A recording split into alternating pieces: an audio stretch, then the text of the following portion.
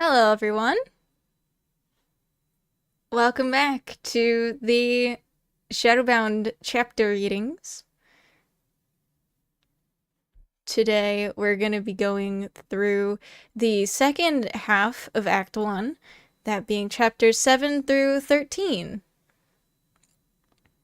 Hello to everyone in the chat. Thank you for being here. We still have 5 minutes for people to come in, get cozy, get food, get prepared for another cozy reading day. Echo will once again be drawing us a lovely piece of art. So, yeah, whenever you have the time, feel free to drop "Thank you, Echo" into the chat. We appreciate her. Some questions that I was asked about the readings last time. Will Echo be drawing unique art every time? Yes, she will. And it will be related to the general topic of what the chapters cover for that reading.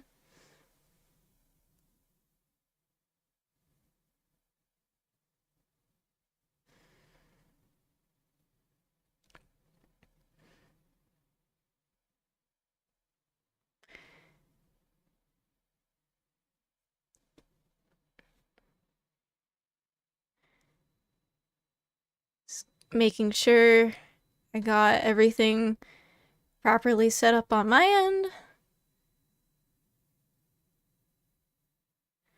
Welcome to the chat. I hope you enjoy the chapter readings. If you would like to buy yourself a copy of Shadowbound to read along, the ebook is only $5 on Amazon. But you don't need to own the book in order to enjoy the readings. And we'll be doing another reading tomorrow, too, at the same time. We'll be starting the second act. It'll be the first half of the second act. Of course, the first half of the first act is already up on the channel. You can go and find it. There should be a playlist that says Shadowbound audiobook and author commentary / Q&A. You can find it there.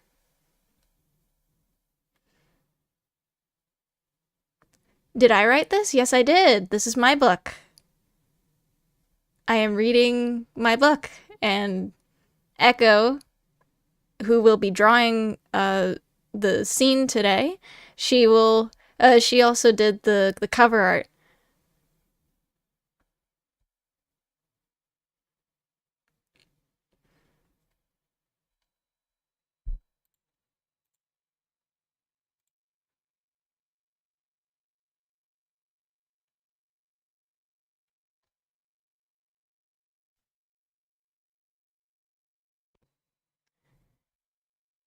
So everyone get cozy.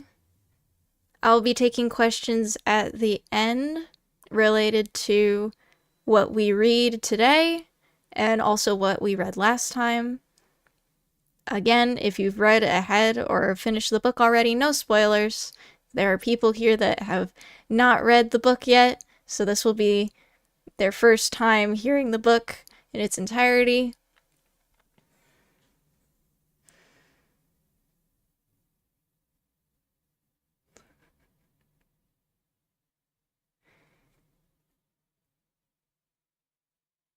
We should be only about like 2 hours of reading today, but we'll see.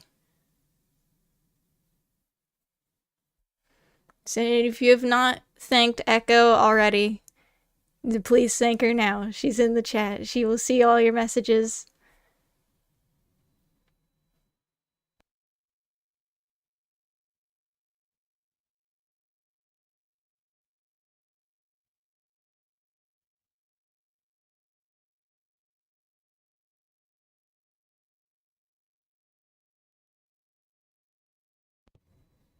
All right, we'll be starting in just 10 seconds.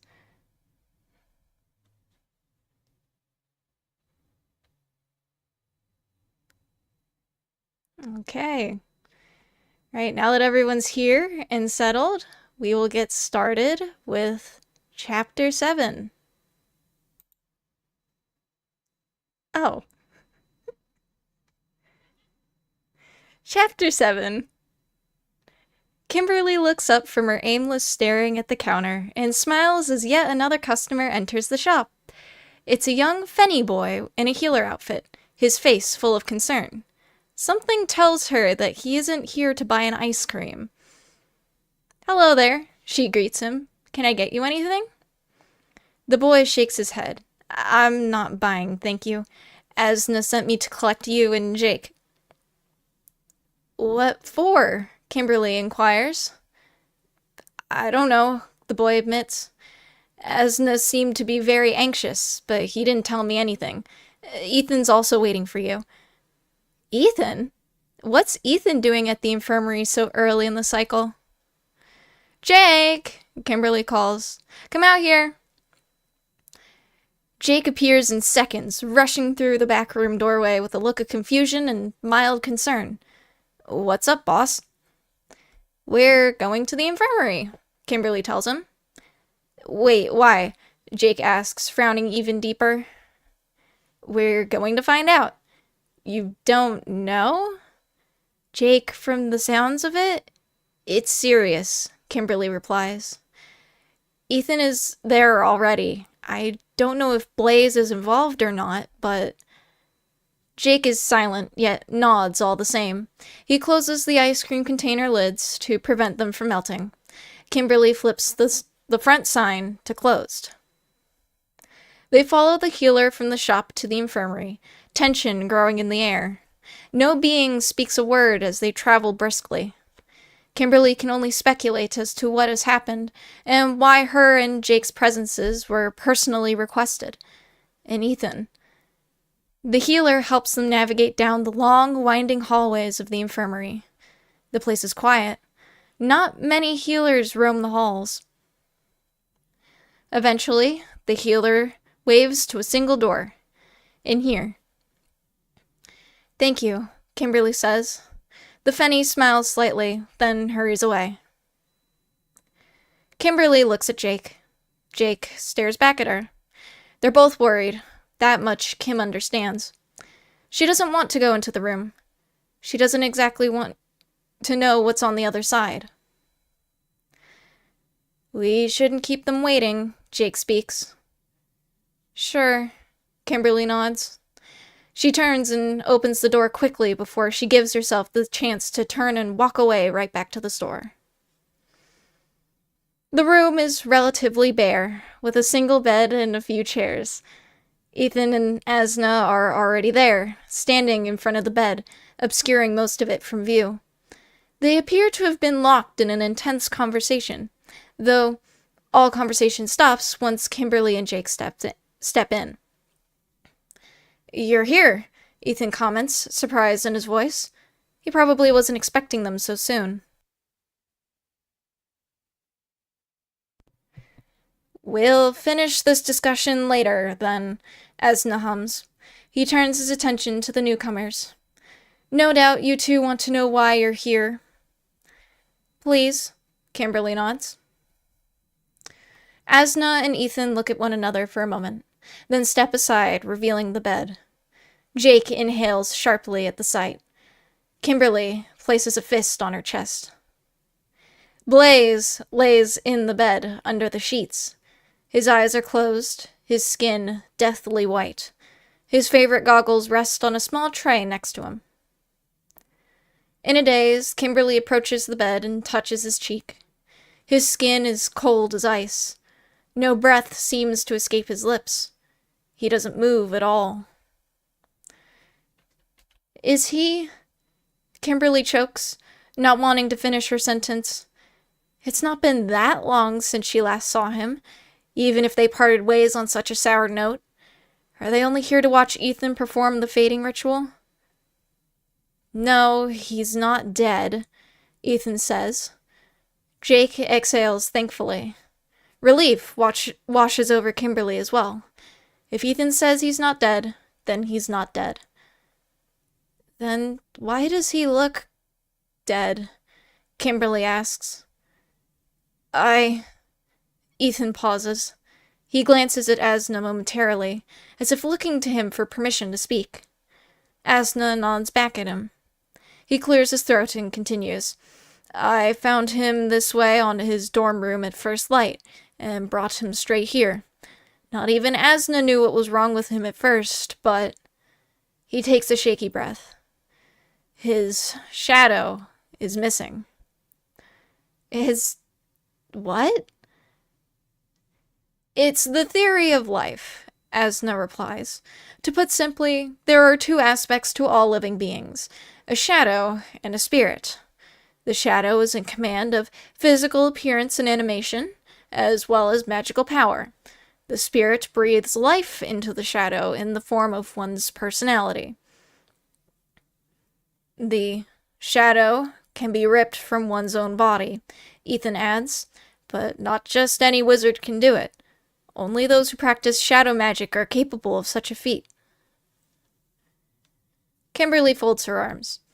And you know this because when any magical being decides to pass on, it destroys the shadow and releases the spirit, Ethan replies. So we have to study a bit of shadow in order to understand the mechanisms of death, and death magic as a whole. So there's a shadow wizard running around then, Jake asks slowly. Theoretically, yes, Asna nods. It's hard to say since shadow magic isn't taught by any being anywhere on Astria. So why are we here? Kimberly inquires. To inform you of the situation, Asna tells her, as well as to give you both some advice. Ethan clears his throat. Blaze is powerful. We all know that. Whoever did this probably wanted his shadow for their own gain. I know you two already live together, so just watch each other's backs. You think that whoever did this is going to strike again? Jake gasps. I'm quite sure of it, Ethan nods. Kimberly is the next likeliest target. A pit of dread sinks in Kimberly's stomach at the news. Jake puts a reassuring hand on her shoulder. We'll be careful, he assures the head healer and their friend. And one more thing, Ethan says. Please don't tell Amber about this. Why? Kimberly mutters. The less she knows, the better, Ethan replies simply. Hi, Kim, Amber says cheerily as she arrives for work. Kimberly looks up from the counter again and musters a grin. How was class? Kimberly asks as she lets her behind the counter. Boring, Amber sighs. Some being had to give their presentation this cycle because they got sick. Then we just read from the textbook. Lucky, Kimberly chuckles. There's always work to do every cycle for me. Aw, Amber moans with a light smile, then gestures to the back room doorway. Well, I'm gonna go back now if you need me. Amber? Amber pauses, one hand on the doorway. She looks at Kimberly, her eyes wide and full of curiosity. Kimberly takes a breath. She doesn't know what to say. Or rather, she can't say what she wants to say. She wants to tell Amber about Blaze. She wants to express her worries and fears and hopes and possible plans for protection with her. She wants some outside comfort, to know that everything will be all right. Knowing that there's some being out there stealing these shadows for their own gain, and that she's the next potential target. It doesn't sit well in her mind. It makes her paranoid, constantly watched in secret when she knows she probably isn't. Where did Blaze's shadow go? Will she end up there too? Nothing, she says at last. Sorry. Amber nods, slowly, and disappears. Kimberly turns to the counter again and starts drawing circles on its surface with her finger. She leaves behind a frosty line wherever her finger strays. The cycle has been slow so far. Thank the stars for her sake. Jake is upstairs. Ethan stayed behind at the infirmary to talk with Asna further. Blaze is... Well, she saw Blaze's current condition. And Kimberly is all alone at the counter, waiting for the next customer to appear. She wants to talk with Amber. She really wants to. Hey, Kim, Amber chimes, poking her head out of the doorway. Kimberly straightens and turns to look at her. Her expression is one of casual concern. Are you sure you're okay? Kimberly tries to fake another smile. Yeah, why? You seem distracted, Amber replies simply. Ah, escapes Kimberly's mouth. Then she shakes her head. Amber, I don't really want to talk about it. Okay, she hums. But if you want to later, I'll listen. Bye, Amber waves. The three of them wave back at her as she exits the store, the little chime ringing merrily behind her. In silence, they watch her walk out of sight down the emptying street. Ethan lets out a heavy sigh and turns to Kimberly. Are you sure you're going to be okay? He asks. I think so, Kimberly replies. Yet her stomach is aflutter with worry and doubt. She looks to Jake for comfort, who stares back at her with a concerned expression, though he tries to force a smile to reassure her. Let's try and have a normal night, 'kay, boss? He proposes. Sure, Kimberly nods back. Well then, Ethan says, flipping up the counter to let himself out. I'm going back to my dorm. Stay safe. I'll try and come early next cycle so we can discuss further steps. Have a good evening, Ethan, Jake calls after him. Ethan pauses at the front door for a spell, one hand on the handle. He half turns to look back at the pair and gives them each a small smile. Then he opens the door and, with the flutter of his cape, he is gone too. Kimberly leans forward on the counter and hangs her head. It's just the two of them now. Jake places a hand on her shoulder. Everything will be all right, Kimstar. Kimberly musters a sad grin and replies, That's what I like to believe. She shifts and straightens, smoothing out her skirt to distract herself. Well, I might as well go get dinner ready.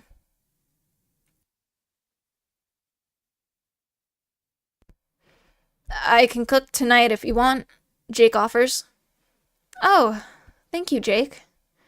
Just relax on the sofa and read a book or something, he says, giving her a pat on her shoulder.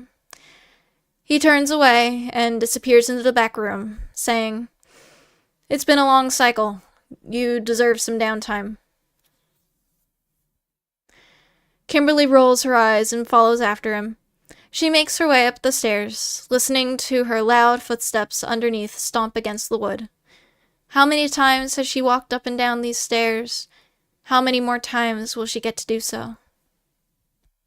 She drifts into the living room and sits down on the sofa with a sigh, relaxing into the cushions.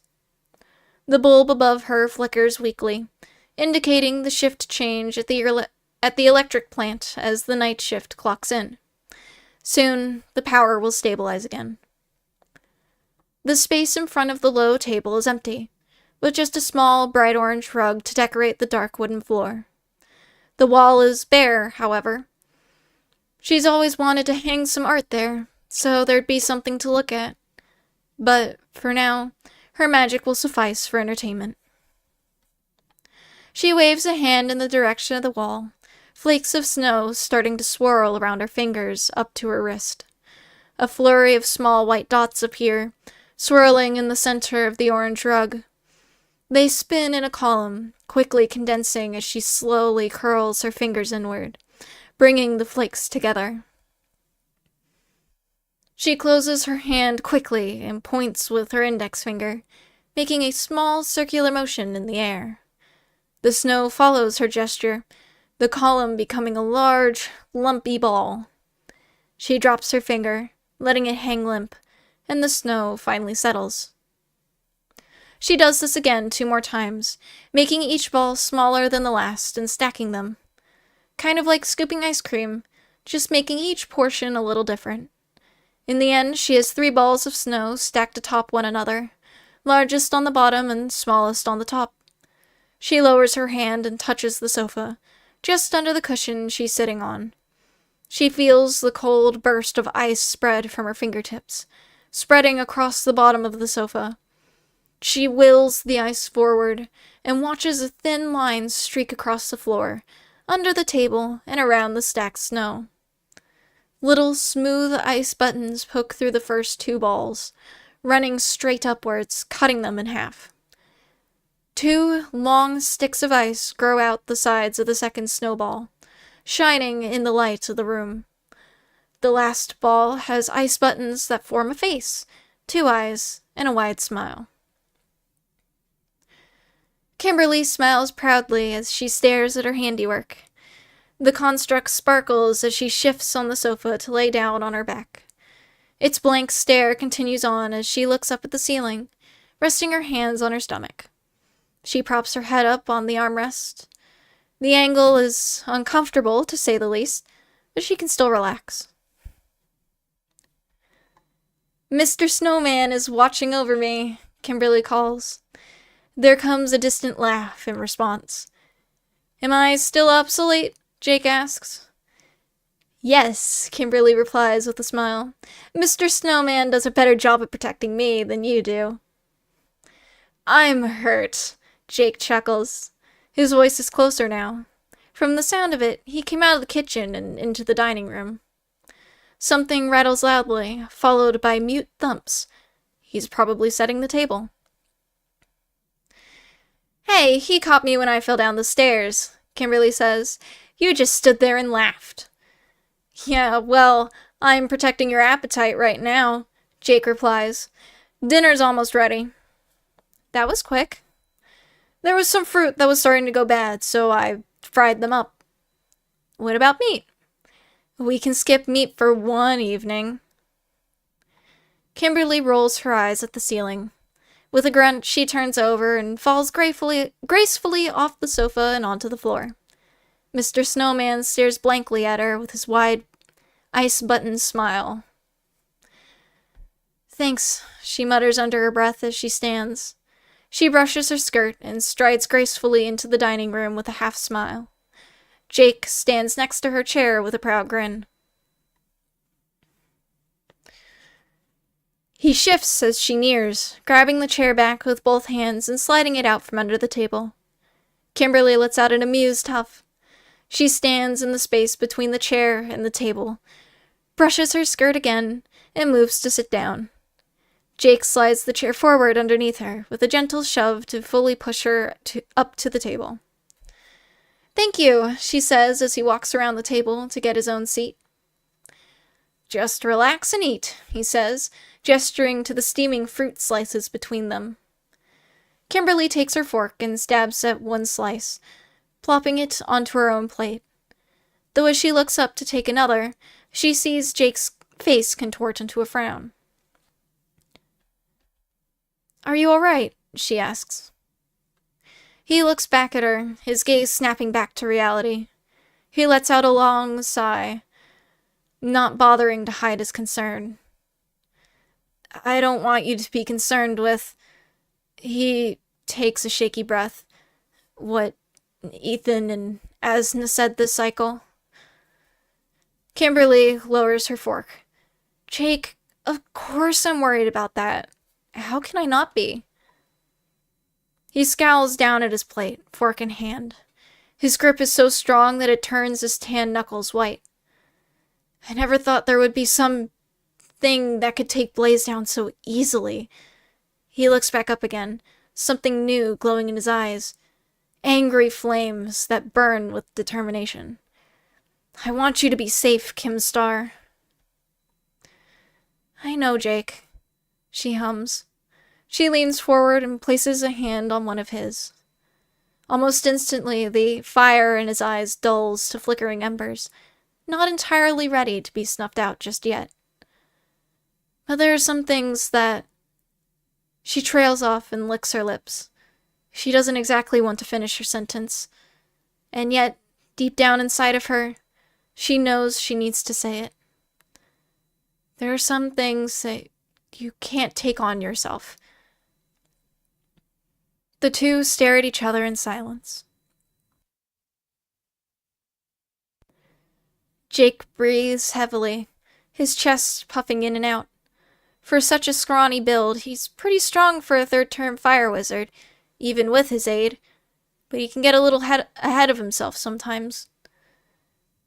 Kimberly lets her hand slide off his and settles back into her seat. She looks down at her plate, trying to ignore Jake's intense stare. Let's just enjoy dinner. It's eerie silence after that.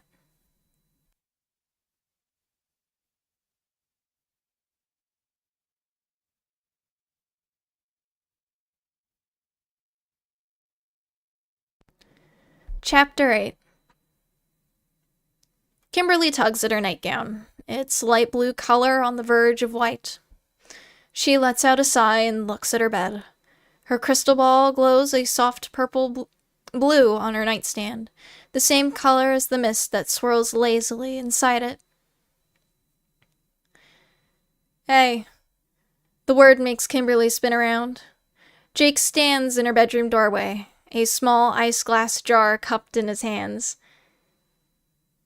In it glows a little firelight, just a small but somewhat bright spark of fire. His sword hangs loosely at his side through a little loop on his pants, glowing just as softly as the little firelight. His face is only half lit by the spark, hiding much of his expression from her. What's the plan? He asks. Kimberly inhales deeply. Her thoughts turn to Blaze, laying alone in the infirmary, surrounded by the best healers in Asandra. No, in Astria, without a cure. He lays half dead in that bed. There's a chance that she'll be joining him. She doesn't know where he had been attacked exactly, but it was most likely his dorm room. Either there or the willow tree. Where else would he be than those places? Yet it only means that nowhere is really safe. What do you think? She asks in return. We should probably stay together, Jake replies almost instantly. Kimberly just smiles softly back at him. Of course you'd say that. Jake shifts on his feet uncomfortably. What do you propose?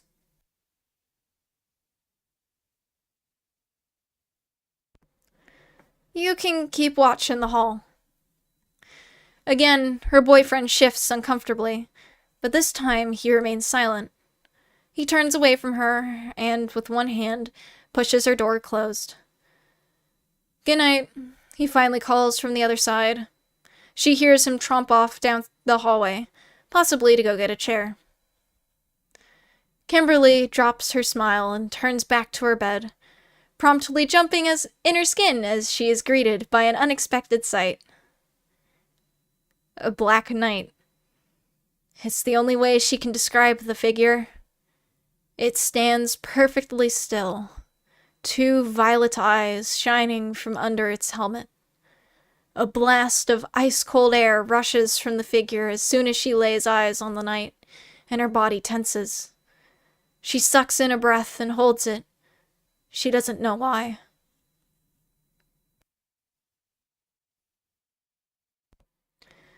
The figure slowly approaches her without a word. Its footsteps make no sound, as if it were made of nothing but air.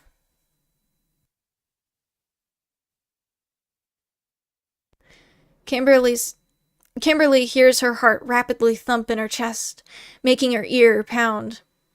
She wants to call out to Jake or scream or do anything of warning to any being nearby, and yet her lips refuse to part. Her throat closes up at just the thought of making noise.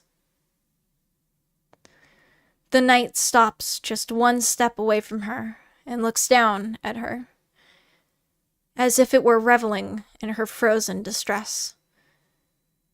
"You will do," it hisses. Kimberly's eyes widen. That voice! It reaches for her, and her vision goes black. Jake sets the chair he managed to wrestle up the stairs to one side of the hallway, just outside Kimberly's bedroom.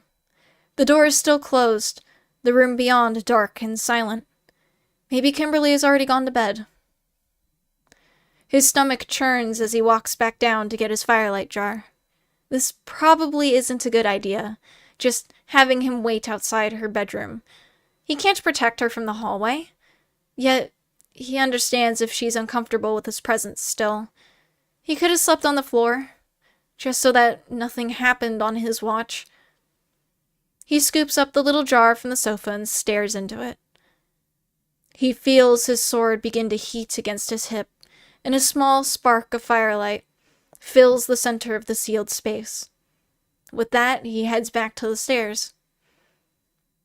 One at a time, steps creaking under his weight, he returns to the 3rd floor of the building. It's silent. Too silent. It makes his skin crawl anxiously.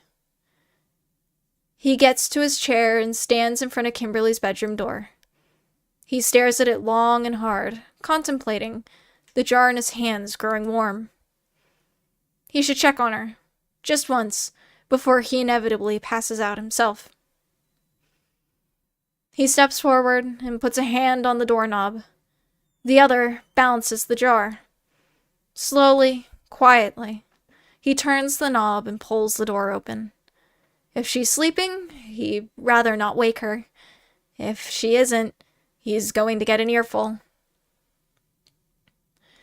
He's fully prepared for either of those outcomes, but not for the one he witnesses. The firelight casts the room in both heavy shadows and soft orange light, allowing him to just barely see most of the interior. The light dances across an outstretched arm, fingers half curled, half opened. Body twisted on the floor, bent in a sort of crescent, legs splayed to the left. The light shines off Kimberly's eyes. They stare at him, large and lifeless. Her mouth is partially parted. Her hair is spread wildly around her. Jake inhales, frozen to the spot. It feels almost surreal, like she wasn't actually there on the floor before him. In a daze, he steps forward, boots stomping heavily across the floor. The jar in his hands burns his palms, yet he ignores it. He sets the jar down next to her outstretched hand and reaches for her face. The light makes her skin look as warm and lively as ever, and yet his fingers brush up against cold skin, even colder than she normally is for an ice wizard. She's real. It's real. Ethan was already up in a sweat by the time one of Asna's healers knocked on his dorm's door. He didn't even bother to dress properly. He just grabbed his cape and left. He hurries down the dark, empty streets in the middle of the night, cape fluttering behind him as he follows the healer through the dark shadows of Asandra. His head feels cold because of the absence of his hat, a mild discomfort that will soon be forgotten, he knows. He's dressed in only his long gray pants, a plain shirt, and his gauntlets. He even forgot his shoes until the last moment, yet he didn't turn around to get them. The pathway stones are cold and rough beneath his feet. He wonders how the infirmary floor will feel. Claire stands from her seat behind the counter as soon as Ethan walks in, concern in her eyes. "Do you ever sleep?" he asks in a slight jest. "I just got here myself," she replies. She gestures for him to follow, and together they make their way through the rather empty infirmary. Healers are still around, yet few and far between. And of course there are storm wizards underneath them, keeping the power running. Claire finally opens a door and steps inside. Esna is there, and so is Jake. A new bed has been added. Kimberly lays next to Blaze, her skin pale and her eyes closed. Her hair is messy, splayed every which way over the pillow. Jake sits in a chair next to her, his head buried in the sheets beside her. Asna stands opposite the beds with his arms folded, staring onward. He said he took his eyes off her for a spell and found her on the floor, the head healer says without looking at Ethan. Ethan remains silent, staring. The strike was indeed quick, but even if Jake had been present, nothing would have changed. You can leave us, Claire, Asna instructs. The receptionist nods wordlessly and promptly leaves the room. So he's been that way since arriving? Ethan asks. Pretty much, Asna replies. Finally, he turns his head to the Death Wizard. Would you like to converse in my office? Jake won't be going anywhere anytime soon.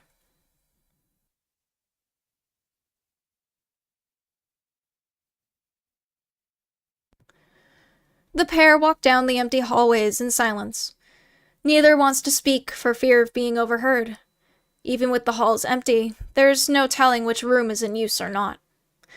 Until, eventually, they reach Asna's office. Finally, alone. The healer takes a seat at his desk, leaving Ethan standing. He doesn't mind. 2 of ASM's best wizards are now out of commission, Asna states. No doubt beings will begin to take notice that something's going on. Blaze's absence is strange as it is, but Kimberly is a very public figure. Will the council act, then? We are left with little choice now. Asna leans forward in his chair, staring intently at Ethan now. What do you think she's trying to do? Ethan shifts his weight and lets out a hum, his mind already running through every strategic possibility he can think of. She's backed herself into a corner, that's for sure. Since her takeover of Corridon, the other islands are on high alert, and she can't exactly go after Mirage either without facing losses. The Feni aren't exactly magic experts like wizards, nor battle experts like the Cerberus. No doubt, she's trying to make a move. What sort of move? I predict that she's after another island. Asna leans back again, his gaze distant. After all this time, she's finally realized that subtlety is no longer an option, no doubt. And do you think you'll be able to stop another tearing? Ethan stands rigid at the question. You've been having dreams, have you not? Asna inquires. I have, but... He licks his lips dryly. I didn't have one until last cycle. When Blaze... He trails off and shakes his head. How long was the gap? 7 cycles. Asna's expression grows as troubled as Ethan feels. Never has there been a gap in his dreams before. And how about your paralysis? Ethan balls his hands into angry fists by his sides. It's been getting worse. Asna presses his fingertips together and leans back in his chair, his gaze distant as he thinks. This is certainly a troubling situation. Ethan knows he can't help keep Jake safe by himself anymore, not in his current state, nor is he willing to reveal everything to his last remaining friend so soon after the loss of Kimberly. Jake wouldn't take the information well, and would probably become reckless the moment he hears the whole truth. So you can look like any being? His chest constricts tightly as those dreadful words echo in his ears. His body grows icy cold as he trembles, trying to make himself move as his senses slowly dull. He can see his trembling, but can't feel it anymore. He almost expects to fall over at this rate. A warm touch appears on his left shoulder, shattering his cold spell. He finds himself breathing heavily, staring down at his shivering, pale hands. Looking up ever so slightly, he finds Asna no longer sitting behind his desk. "I hate to see you like this, Ethan," the old Fenny speaks beside him. "What's going to happen now?" he can only ask back. "The council is meeting in 3 cycles to discuss our next steps for reclaiming Corridon," Asna replies, his hand slipping from Ethan's shoulder. Ethan rubs the spot slowly, trying to keep in the heat. "I would like you to finally make an appearance." Ethan looks up at the head healer, his eyes wide with surprise. "Already?" "She has made her move," Asna replies, gesturing in the general direction of his office door. "It's finally time to make ours." Slowly, Ethan nods in agreement. Asna's not wrong, but he is extremely late. Though it's not his fault that the other council members have been hesitant to take action, due to the fact that not much harm has come out of Corridon since the travel ban.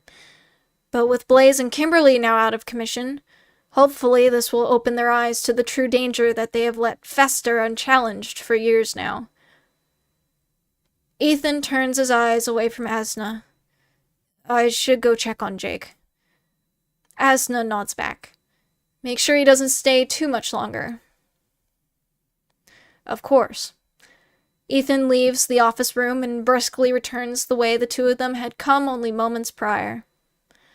His mind begins to race once more, theories swirling. Blaze and Kimberly were obvious targets. Blaze is not only a strong life wizard, but was also looking into launching his own assault on Corridon. And Kimberly is a blessed ice wizard who has been somewhat close with Blaze for a few years now. And they're both wizards that Ethan can consider to be his friends as well. With that logic alone, he shakes his head.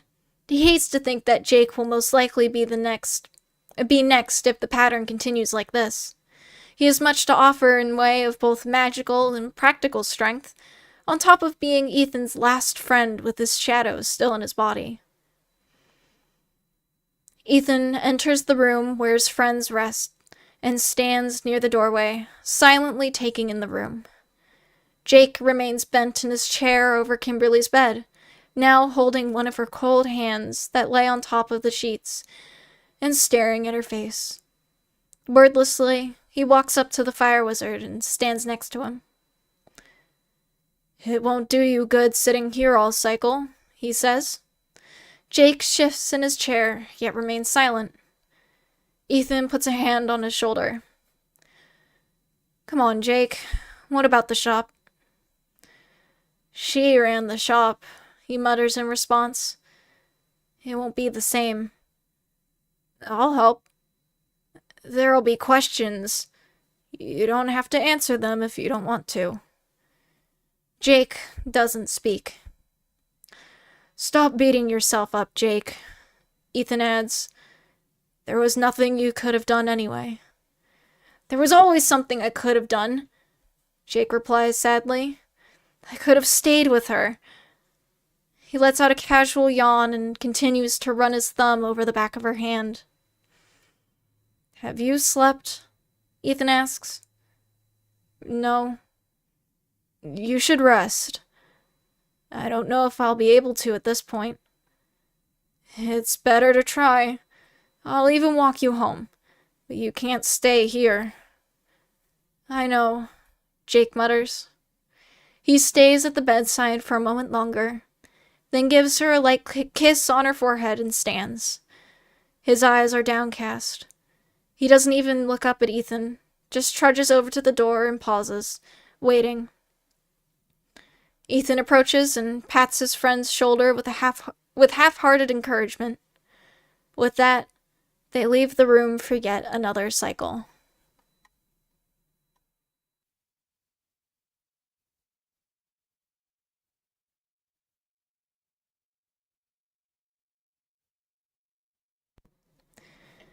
Chapter 9. Amber stands in front of Kimberly's shop quietly, staring at the handwritten sign posted on the door. Temporarily closed until further notice. She doesn't understand why Kimberly would suddenly close up for stars only know how long. Beings passed behind her, also eyeing the small sign with disappointment. Many were probably hoping for a nice cool treat, not a closed sign. "Well, there's something," comes a comment, making Amber jump. Ethan is standing next to her, also staring at the sign. She lets out a thankful sigh and places a hand on her chest. "You were so quiet." She looks back at the dark shop. "Do you know what happened at all?" "No," he replies flatly. Amber laces her fingers together nervously. "I hope Kim is okay. And Jake." Ethan nods. "Me too." The two fall silent for a brief moment. "What now?" Amber asks. Ethan clears his throat and slowly turns to her. "I was wondering if you'd like to help me." "With what?" Amber replies. "Jake asked if he could have me get him some protection runes for the shop, and I've got my own business at the Enchanters Association as well, but I don't think I'll be able to carry everything by myself." "Sure," Amber nods reluctantly. She wants to help Kimberly and Jake out, even with the shop closed, but since it's Ethan asking her for help, she can't help but feel backed into a corner. The two make their way across the straightway, Amber following Ethan closely. She's never been to the Enchanters Association before, which makes the prospect of finally seeing their building exciting to her. And yet, she can't ignore the fact that she's with Ethan, of all beings, the same wizard who's been by her side since her first cycle interning at Kimberly's shop, who's been plotting to break the law and travel to Corridon. She doesn't know if he's trying to keep her close to make sure she doesn't say anything, or if he's simply trying now to be friendly with her after backing out of his friend's illegal plan. And speaking of whom, she's not seen Blaze in quite a while now. "Where's Blaze?" she asks quietly. The moment she utters the name of his best friend, Ethan's shoulders appear to tense, rising ever so slightly. "Busy," he replies. "Has he left?" she can't help but inquire. "No," Ethan answers with a heavy sigh. "I talked him out of it." Amber can't help but mouth an "oh," and look down at the ground beneath her. A wave of relief washes over her. At least the plot is mostly harmless to talk about now, though she still shouldn't go around discussing it in public, even if it never went through. It makes staying silent a lot easier for her now, since that pressure is no longer there. They turn a corner and stare down a narrow residential path. House doors line either side of them. Amber can just barely remain walking at Ethan's side without bumping into him. "What do you need at the association?" Amber inquires. "I need some ink and see about getting my cape restitched," he replies. He grabs the edge of his cape and pulls it around for Amber to see. A large white light symbol is stitched right in the middle of the gray-purple fabric. Some of the string is starting to wear away, and the enchantment itself needs to be renewed. "Why do you have that, anyway?" Amber asks, referencing his enchanted cape. She didn't even notice the symbol until now. The string is so thin that it's hard to spot from far away, or at a first glance. But now that she's been told about it, the silver thread shines brightly against the long black fabric that hangs on his back. "It's a rather old cape. I want to take good care of it," he replies simply, half dodging the question. "But why the symbol of light specifically?" Ethan is silent for a long time, gaze distant, contemplating his answer. For safety, he finally says. Amber frowns back in confusion. She's never heard of the symbol of light being used for safety. If anything, it's simply used to provide brief flashes of light. But Sandra's about as safe as you can get, though. You never know. They emerge from the small street and into an open square, the center of which is occupied by a large red brick building that towers over the surrounding houses. Sparkles fill the air, magical in creation as they shine with all the colors in the universe. The air smells strangely sweet and inviting, beckoning her to come closer. The Enchanters Association. It takes her breath away. Many beings enter and exit the big front doors, some holding small square pieces of paper or pots of various sizes, their rims stained with ink of all colors. Some flaunt bright robes with glittering strings full of magical enchantments, or pieces of jewelry with many small runic engravings. The two walk through the front doors and into the main room. It has a cavernous ceiling, covered in lavish paintings of many different types of runic, all overlapping and interlacing with one another. Protection runes are etched into the walls, glowing with magical power. Many gather around small tables, yet the most cluster around the center of the room, where a circular counter is located. A couple enchanters are trying to facilitate the group of beings that hound them, and are somehow succeeding in keeping the horde at bay.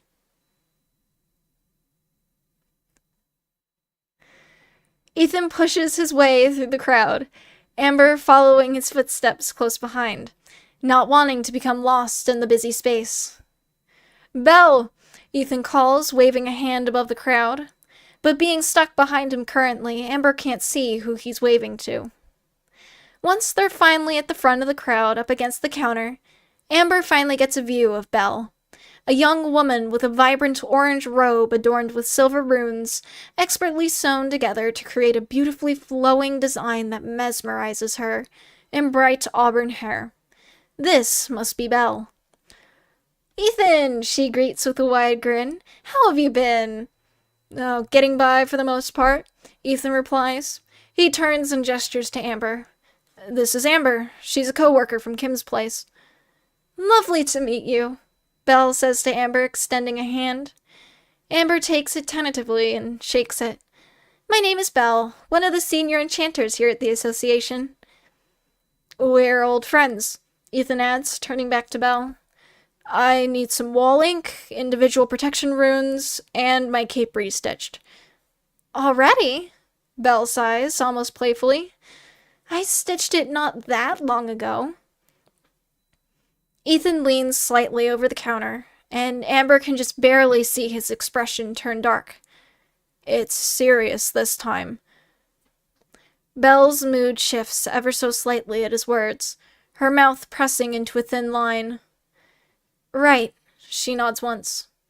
He reaches up to unclasp his cape from around his neck and rolls it up around his arm.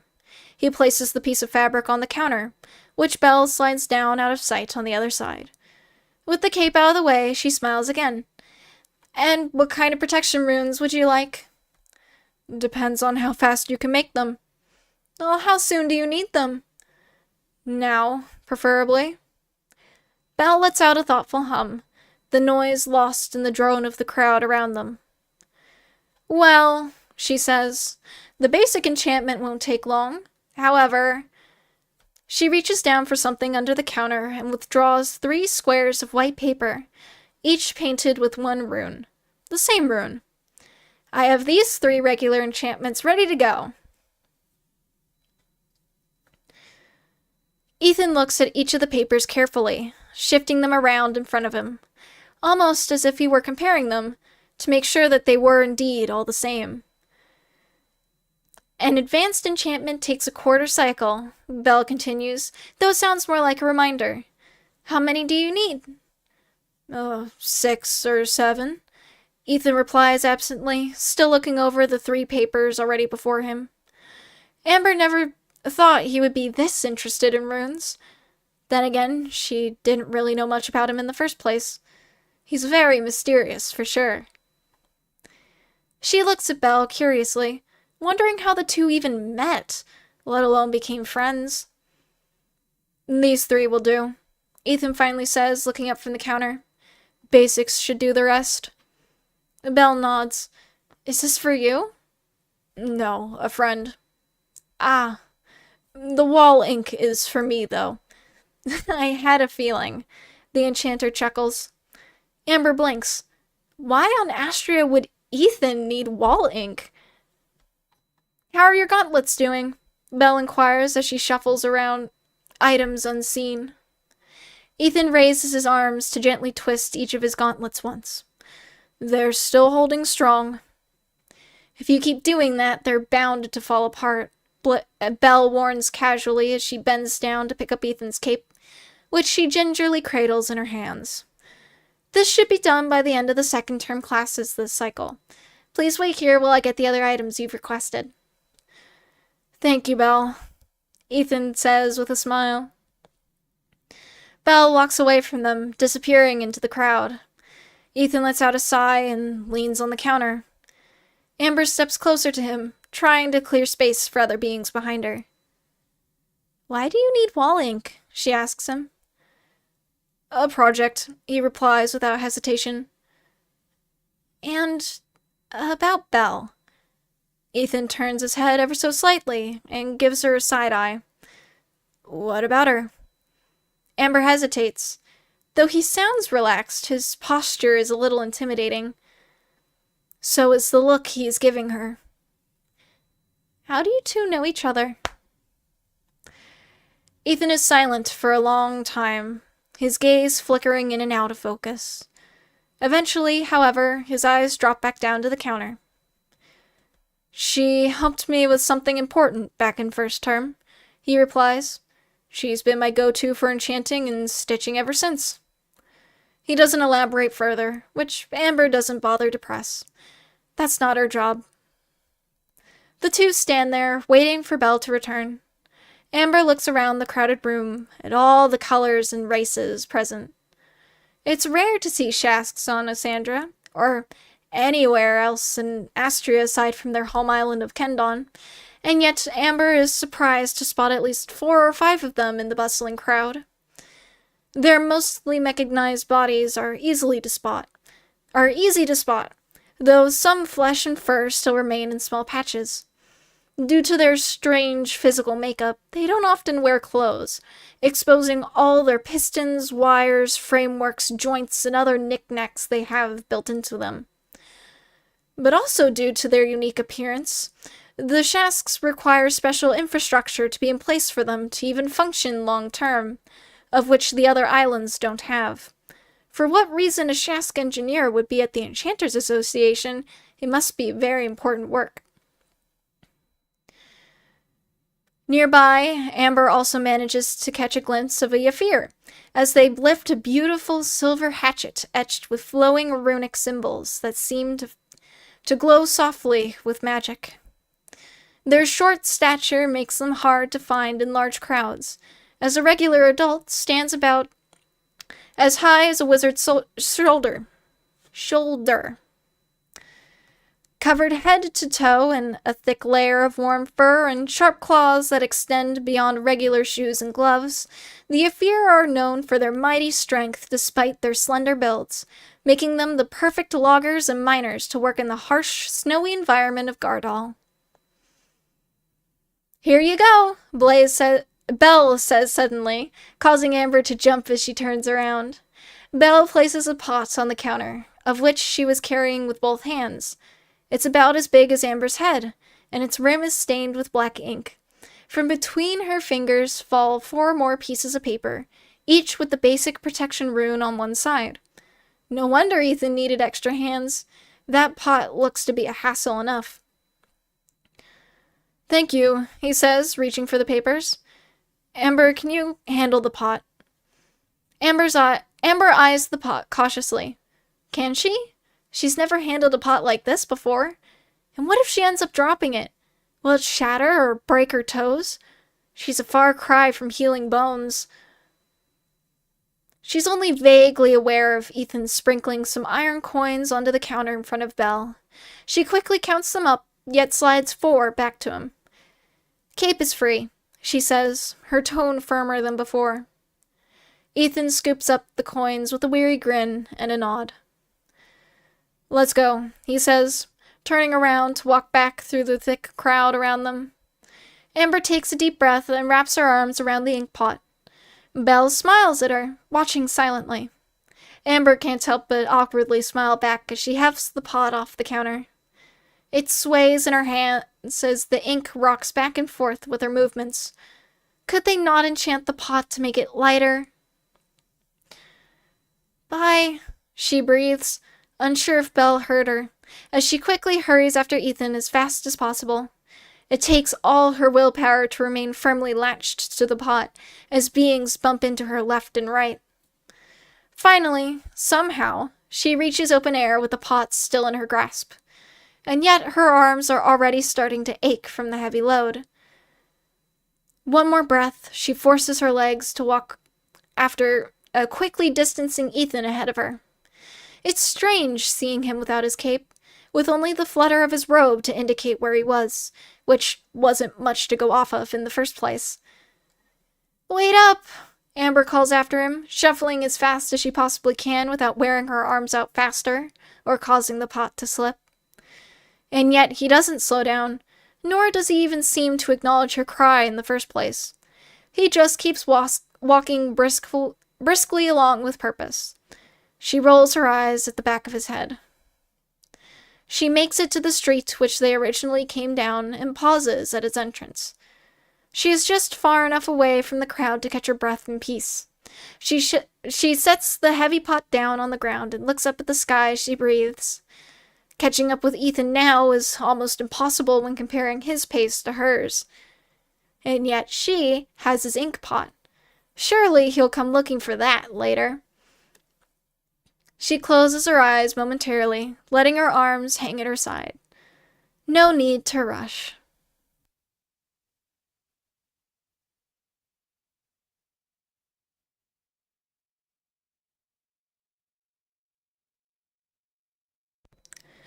One thought propels Ethan forward. The little slips of paper he clutches tightly in his hand are the reason. He needs to give these to Jake as soon as possible. He pops out of the little residential street and takes a precious moment to look behind him. He can't see Amber anywhere close behind. He can't help but feel slightly bad for her, through his mild relief. At least he can deal with Jake in private. He starts walking again, his speed only rising with each footfall. He still needs that ink for himself. Enchantments first. He weaves in and out of the beings before him artfully, his steps light on the stone road. No being pays him much attention, however, as they continue to mill about on their own accord. He only stops when he reaches the magic cone. The sign is still in the door, yet he can see Jake inside, wiping off the front counter with a rag. His gaze, however, appears distant. He's clearly not giving the action much thought. Ethan knocks on the door forcefully. Jake looks up, at first startled before relaxing once he sees that it's just Ethan at the door and not some crazy being trying to forcefully obtain a cone. Jake walks over to the door. It's more like a reluctant trudge, and opens it wide for Ethan and waves him in. Once Ethan is inside, Jake shuts the door behind him and locks it. "How are you doing?" Ethan asks. Jake shrugs silently and drifts back over to the counter, picking up the rag and beginning his mindless scrubbing once again. Now that he's closer, Ethan can see that Jake is only pretending to clean the counter. His thoughts and priorities are definitely in some other realm of existence. Ethan walks up to the counter, saying, "I know it's probably hard for you not to have Kimstar here." "It is," Jake sighs. Ethan licks his lips and slides the 7 pieces of paper onto the counter in front of him. This causes Jake to perk up a bit. "For you." Jake reaches out to the papers and touches them lightly, not saying a word. He just stares in surprise, awe, and disbelief. He probably didn't expect such a thing from Ethan, especially not now. It's to help protect the house in the future, Ethan explains. It'll repel most invaders after dark, but if anything powerful manages to break through, you'll know, and it'll warn you. Do you think I might be next? Jake asks blankly. Ethan shrugs. At this rate, almost any wizard is up for grabs. But as for you, it's more about how you use your magic rather than your strength. My style? Ethan nods. Jake summons his sword in a swirl of fire and stares at it, holding the blade over the enchantment papers on the counter before him. Ethan can't help but grow slightly nervous about Jake possibly lighting the little paper squares on fire. Jake is one of the few wizards with an aid, and probably the only aid-assisted wizard with a sword rather than a wand or a staff. Without his sword, he can't do much magic outside of basic beginner spells, but his sword and blademanship paired with his magic makes him quite a formidable foe. These protection runes won't completely work, but will give him some leverage in a fight. But if and when Jake ever becomes a shadow, he'll be incredibly dangerous if let loose at full power. I have to go now, Ethan says. He does wish he could stay with his friend to console him, yet it's too risky. Put them up as soon as possible. Jake nods. Thanks, Eth. Ethan tips his hat with a slight grin. Jake can't help but mirror his mouth. Ethan! Amber's voice rings out as he begins to make his way away from the magic cone. He's quick to pick her out from the crowd, thanks to her bright pink hair. She shuffles down the straightway, ink pot cradled in her hands. Her petite figure sways back and forth, making him almost worried that the poor healer is going to drop it. He paid good coin for that ink. She stumbles to a halt in front of him, stooping into a low squat to put the pot safely on the ground between them. Her brow glistens with the sweat of hard work and honest effort. He grins. He doesn't know why. I had a feeling you'd be here, she pants heavily. She straightens once the pot is out of her grasp, running a hand through her hair. Why didn't you wait for me? I wanted to drop off those enchantments as soon as possible, he replies, still smiling. He has to concentrate to keep himself from chuckling as he speaks. With Amber catching her breath, Ethan picks up the ink pot and rests it on one of his shoulders, his arm bent up and around to grip the rim at the top. His other hand rests on the front of the pot to keep it steady and balanced. The pot isn't that heavy to him. Maybe Amber just doesn't carry a lot of heavy things. Amber's eyes widen with surprise with how easily Ethan handles the pot before her. Thanks for the help, he says, starting off again. He needs to get this back to his dorm room before his arms begins to hurt. Have a good cycle. He feels Amber's quiet gaze follow him down the street a fair way before he is swallowed up by the buildings around him, disappearing from her view.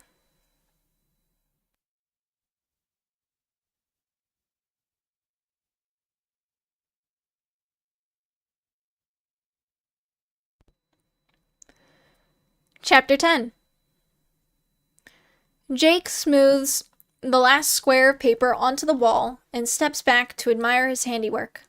The paper sticks to the wall easily, the ink of the runes starting to transfer off the little white square and onto the paint.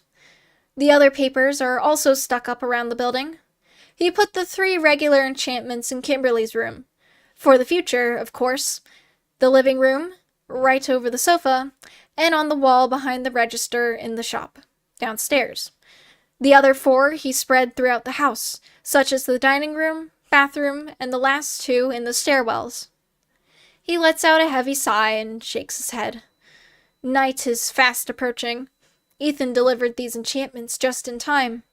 He just wishes he wasn't spending the night all alone. His thoughts turned to Kimberly. How could they not? She had seemed so unconcerned last night. It's been bothering him. Did she just accept her fate? Is that why she appeared so resigned? Why she had him go downstairs to get a chair? Did she want to spare him from something? He turns away from the wall and makes his way towards the kitchen, stomach starting to ache. Might as well cook some food while he waits for the enchantments to set in. He pulls out some fruit from the small cooler box they have. It's full of odds and ends, with little dividers to separate the different foods. Kimberly usually restocks the ice every 7 cycles or so. The fruit is kept in the far left corner, and next to it are some vegetables, and below them is the meat pile. Leftovers reserve whatever space is left on the right. He's running low on fruit. He rolls little bright orange balls in his hand as he drifts over to where the bowls are kept. Orobo is probably his favorite fruit to eat. It's also the easiest to prepare, if one knows how to do it right. He gets down a bowl and sets to work peeling off the outer skin of the little Orobo fruits.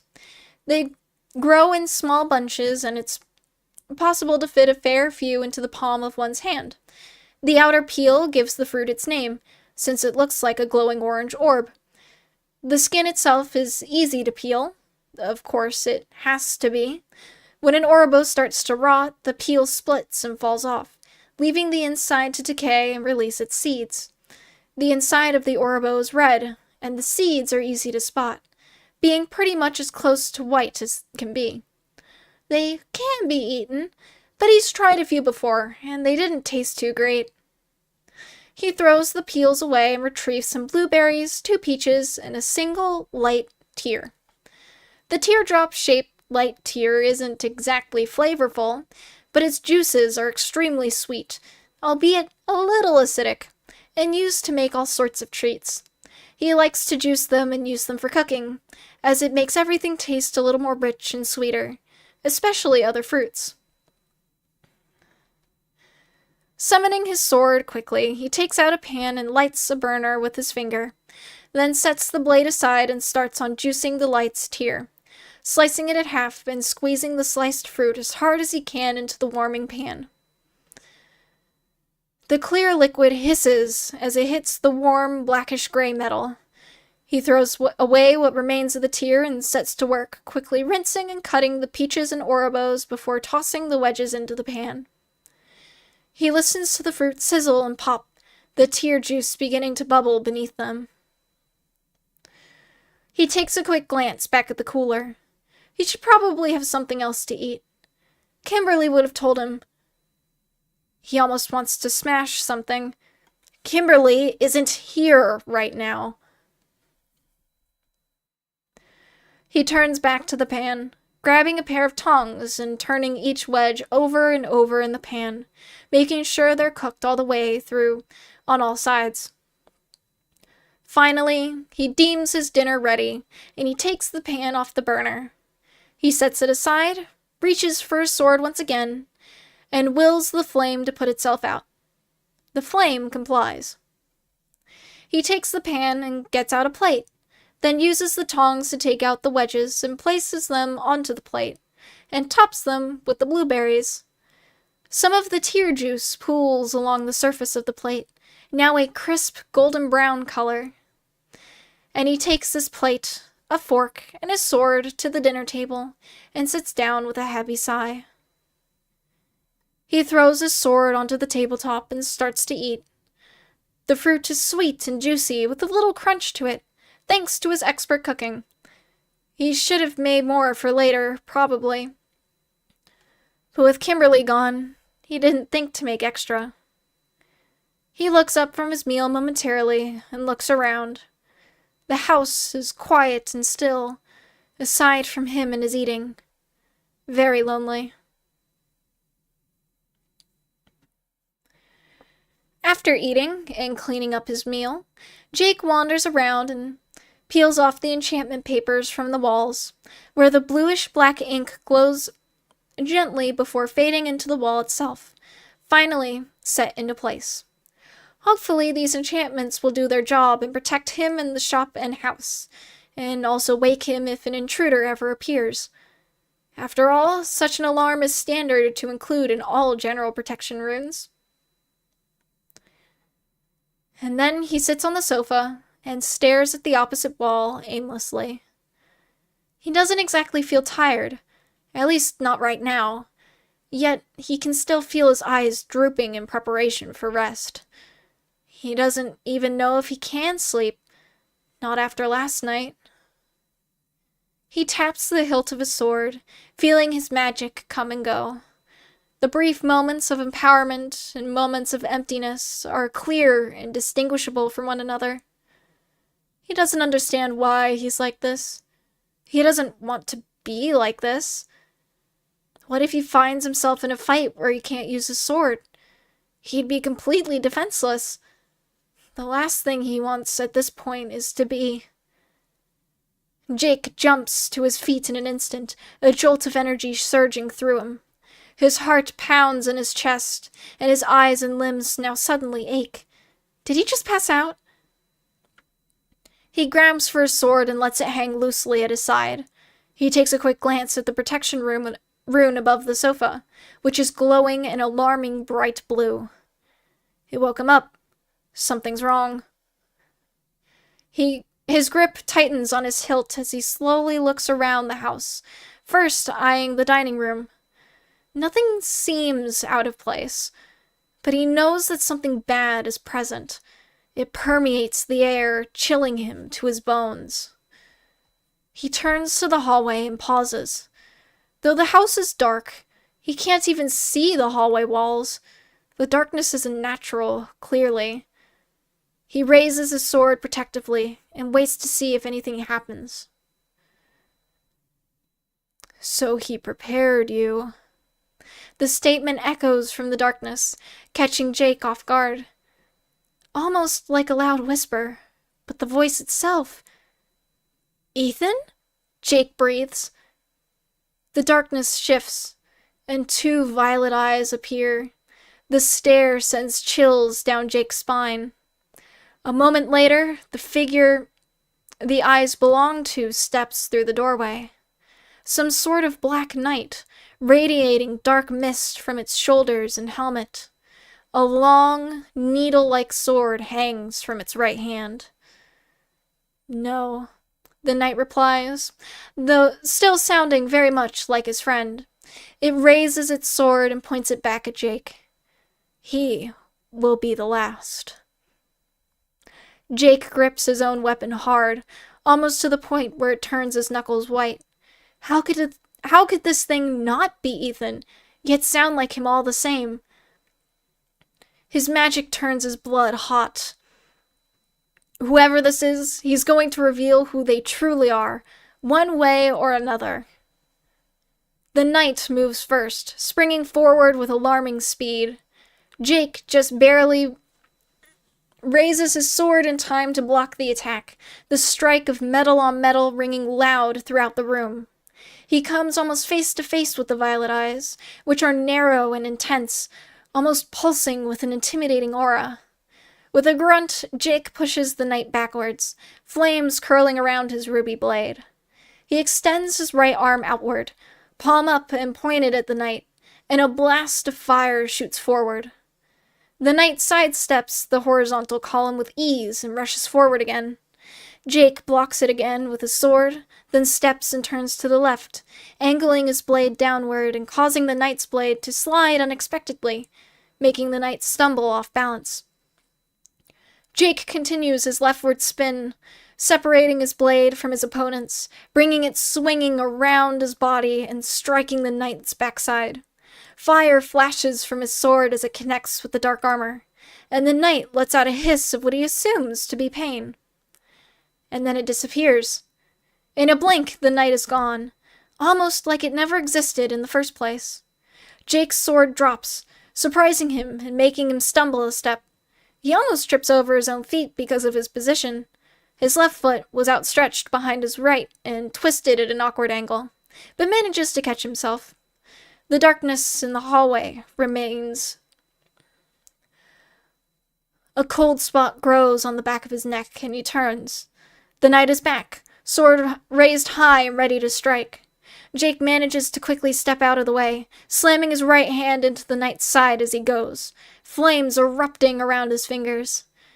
His flaming hand meets deathly cold metal? Whatever the case, there is another flare of fire as the strike connects, and the knight hisses and disappears once again. Jake takes a step backwards and looks around the room quietly. A teleporting knight that sounds like Ethan. Shouldn't even be possible. Is this a dream? It has to be a dream. He turns around and spots the knight again, though this time it looks like the knight just appeared. Jake takes the opportunity to roar and slash across the knight's front. The violet eyes widen in surprise, yet it doesn't disappear this time, which Jake was expecting to happen. Instead, it goes for a thrust of its own. Jake doesn't have the time to block, so instead he springs out of the way. The needle-like blade just barely misses him, instead slicing through the fabric of his shirt and grazing the left side of his torso with ease. Though a light graze, the cut erupts into searing pain. Jake grits his teeth and readies himself again, sword raised at the knight. The knight turns to face him, and he sees the spot where he struck, a deformed and misty line created by his blade. No blood, no skin, no torn armor. It's almost like the knight's body is the armor.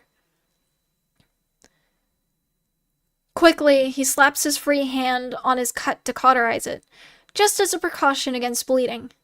It burns for a moment before subsiding to a dull, albeit still somewhat painful, throb. The knight appears to stall for a moment as it stares at him. Interesting, it hums aloud. Who are you? Jake rasps. A mere servant. The knight rushes Jake again. Jake keeps to its left, just narrowly missing its swipes, and strikes back with his own blade ablaze. He just barely manages to clip the knight's side as he puts some distance between himself and the knight. Right hand out, fire column. It slams into the knight's left shoulder as it turns to face him. Its shoulder immediately turns into a formless mass of black mist. Is it just him? Or does it appear that one of the knight's eyes twitches, almost as if it were irritated? This needs to end. Sword flaming, Jake slashes at the air in front of him, sending a wave of fire at the knight. As it readies itself to defend, Jake surges forward. The knight cuts down the fire strike with ease, then turns its attention to Jake. Both hands grip his hilt tightly, ready to decapitate the mysterious teleporting knight. He's far too close for the knight to defend. If he strikes true, then this should end the scuffle. Even if he possibly kills Ethan, this can't go on any longer. Not in his house. And then a sudden chill ripples across his body, a sharp yank in his gut, and he finds himself flying backwards. His eyes widen in surprise at the sudden force, lifting him off his feet and sending him through the air.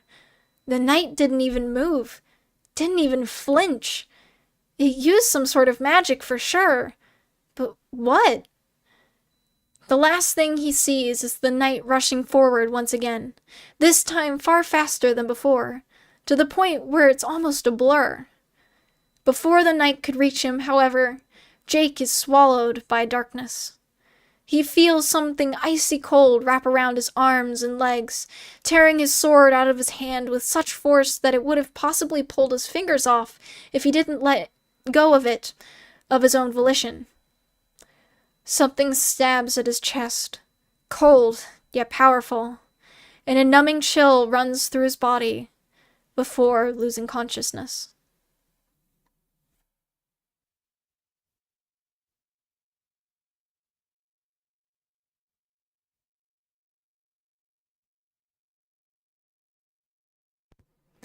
Chapter 11. Hey, Amber. The statement causes Amber to look away from her cup of water. A group of 3 healers approach her, not beings she knows. Maybe a second term and 2 third terms. What? She asks hesitantly. You've not seen Kimberly or Jake recently, have you? One of the healers asks her. Amber shakes her head sadly. This isn't the first time she's been asked. She knows it won't be the last. She doesn't know how exactly, but word somehow got out that she had started working at Kimberly's shop until recently. She only came back to the infirmary because she needs some sort of pay. No, sorry. Another opens their mouth to speak, saying, not even. They hesitate for a moment, fear igniting in their eyes. Blaze? No, Amber replies quietly, raising her cup to her lips to keep herself from talking further. Oh, alright. Thanks.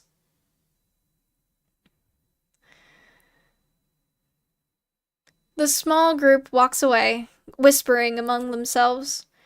Amber blows a small, thankful breath of air from her nose and takes another sip of water. She's heard rumors begin floating around during class. Blaze hadn't been attending classes since midterms. Some think he's skipping class. Others think he's snuck out to Corridon. In fact, the Corridon theory has been pretty popular. Where else is a wizard supposed to go without being seen by another being for so long?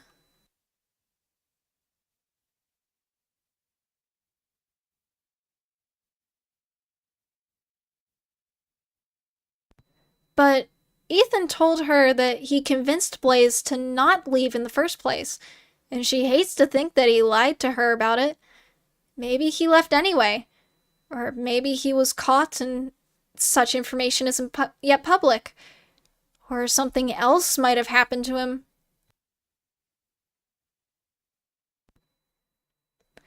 She shakes her head as her thoughts begin to run wild. It's actually Kimberly and Jake she's more worried about, and who every being has been asking about. The magic cone being closed for 1 cycle caused a small stir, but for 2 cycles? And, apparently, Kimberly didn't show up for class last cycle.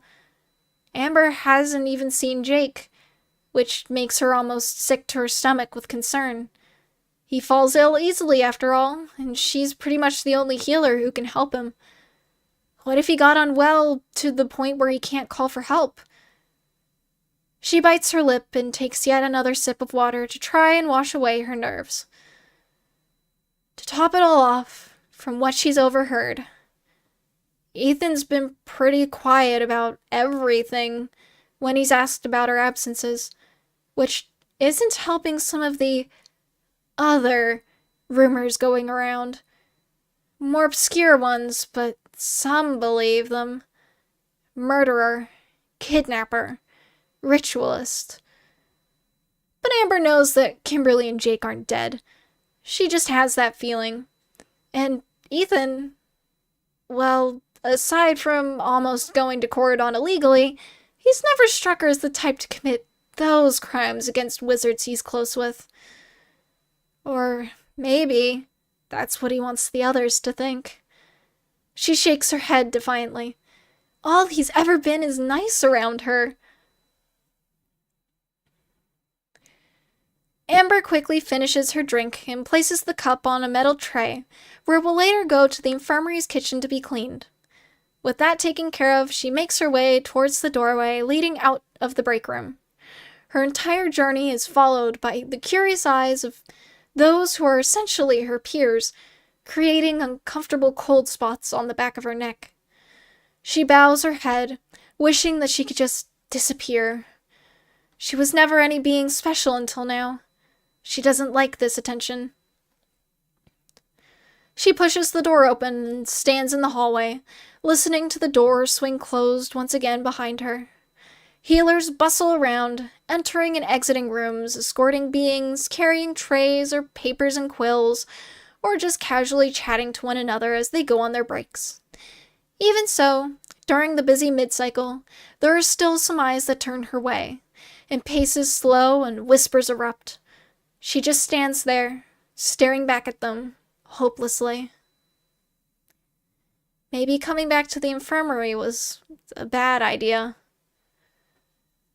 She looks around for a spell, just to make sure there isn't any healer she could possibly offer help to at the moment, and stops as something catches her attention.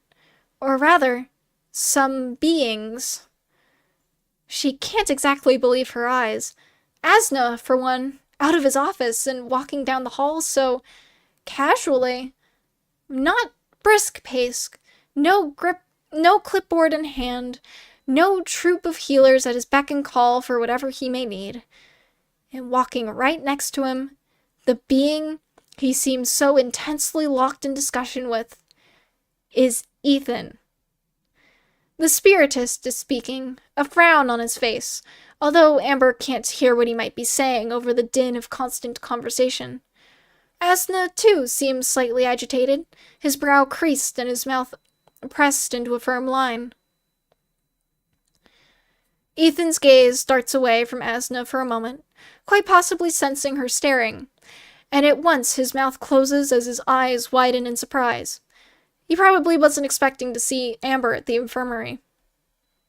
Before he can say anything else, she gives him a hard glare and turns away, starting off down the hall at a brisk pace away from the two beings.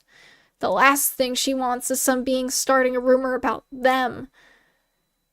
She can hear it now. Hey, apparently Amber and Ethan were talking in the infirmary this cycle. They're not dating, are they? Maybe they're partners in crime. Amber? She wouldn't... I mean, is she even capable? Hey, you never... Amber squeezes her eyes shut and shakes her head to try and rid herself of the voices. Her eyes begin to sting of their own accord, tears beginning to well up. She forces them back down and lowers her head further. Maybe she should just go back to her dorm and hide forever. A hand clamps down on her shoulder, yanking her to a halt. Amber turns around forcefully, batting away Ethan's hand. "Leave me alone," she tells him, trying to keep herself from yelling. Her chest wells with emotion, constricting her heart. A lump forms at the base of her throat, a ball that threatens to surface as she continues to speak. "I don't want to be seen with you. Ever." Amber, calm down. "Do you know what will happen?" she asks him. Tears water her eyes. Some even manage to slip down her face, no matter how hard she tries to keep them all in. Slowly, step by step, she backs away from the Death Wizard. "Rumors, Ethan! Rumors! And I'm not important, so go away!" Ethan takes a step forward, one hand half reaching out to her. "Amber, you need to calm down. You're only causing a scene. We were looking for you." Amber turns her attention to Asna, who is now standing just behind Ethan. His expression is serious, not an ounce of remorse for Amber's state displayed in his body language at all. His tone, however, is calm and unconcerned, the air around him shimmering with small green sparkles. The storm of emotion inside her slows as she stares at the head healer and sniffs. You were?" Asna simply nods and half turns to leave. He outstretches a hand in her direction, an invite to walk with him. "Come, let us talk elsewhere." Wordlessly, she nods, not really seeing any other way out of the encounter. If Asna wants to see her, he's going to see her. She keeps her eyes off of Ethan as she passes him, and the three start off the same way Ethan and Asna had just come from. Though, unlike when she was all alone, no being stops and stares at them, nor whispers in their presence. It's almost like she doesn't exist to them anymore. Just another healer doing their job. The thought soothes her nerves ever so slightly. She lets out a deep sigh and wipes her face dry. Much of her earlier anxiety leaves with her breath, though some still remains. What upset you? Asna calmly asks beside her. Amber pauses for a moment, wondering if her answer will sound a little stupid. Maybe to Asna it will sound stupid. Rumors, she admits without looking at the Fenny. I've been asked so many times about Kim Star and Jake and even Blaze, and I've heard what some beings think about Ethan. I just don't want to be associated with him. No doubt rumors would have started about you, one way or another, Asna hums. But I understand. Hearing dark rumors about yourself would not be pleasing. Asna stops in front of a doorway and opens it. He enters first, ears drooping low so that they can avoid scraping the frame. Asna takes a step forward before Ethan quickly cuts in front of her, his cape billowing behind him. Since he showed her the stitching last cycle, she can make out the symbol of light as clear as the stars against the dark fabric. Amber stands in the hallway a moment longer, staring at the doorway. She can see a single leg of what she presumes to be a bed on the other side, before Ethan steps back into view with a somewhat concerned expression. Come on, here, just...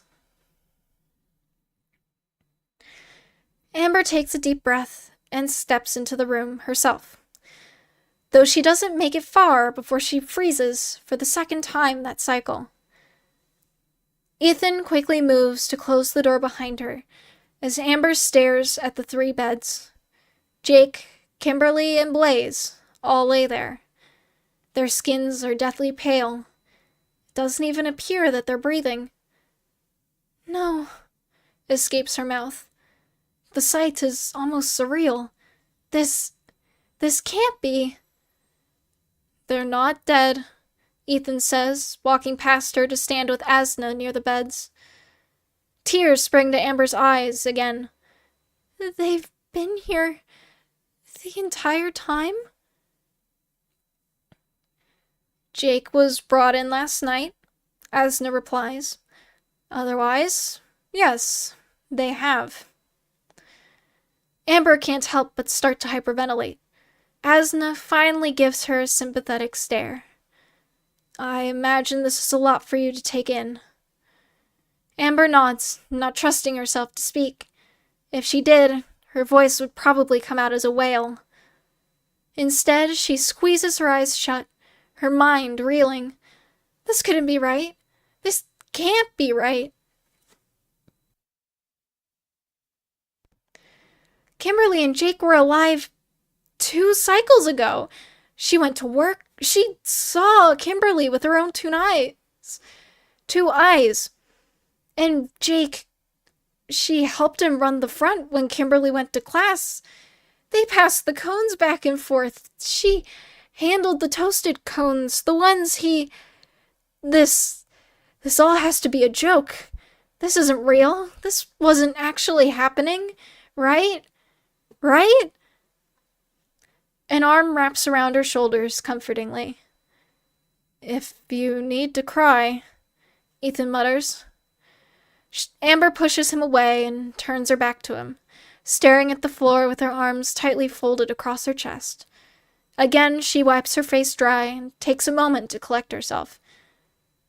Why? She finally asks. She turns around to finally face Ethan and Asna, trying to ignore the bed's presence. Asna remains as stoic as ever. Ethan appears sorrowful, probably from seeing her in whatever state she's currently in. Understand that we never wanted it to come down to this, Asna says, gesturing to the beds. Amber continues to stare at the healer, however. Though if he remains silent, we may very well have been putting you in more danger than if we revealed all this to you. Really? Asna nods, slowly. What happened to them? She asks, this time looking at Ethan. Ethan casts a long glance at the beds as he replies, "They have been hollowed out, in a sense. Their bodies can't function anymore. At least, not for the time being." "How?" "Dark magic." Amber licks her lips nervously. "So, I can end up like them, then?" She steals a glance at the beds, her eyes landing on Kimberly for a moment. A strong sadness washes over her. She quickly looks away again. "There is a chance," Asna replies. Ethan nods along. "At first, we thought that Blaze was targeted because he was powerful. Then because of their social status when we found Kim. But in both assumptions, Jake doesn't exactly fit. The only thread we have right now is that ties these three together is that they all know Ethan." Asna continues calmly. "So although we have no idea why these three have been targeted, we can still establish a pattern. You're the only other being that has spent significant time with Ethan recently, so it means that you may be the next target."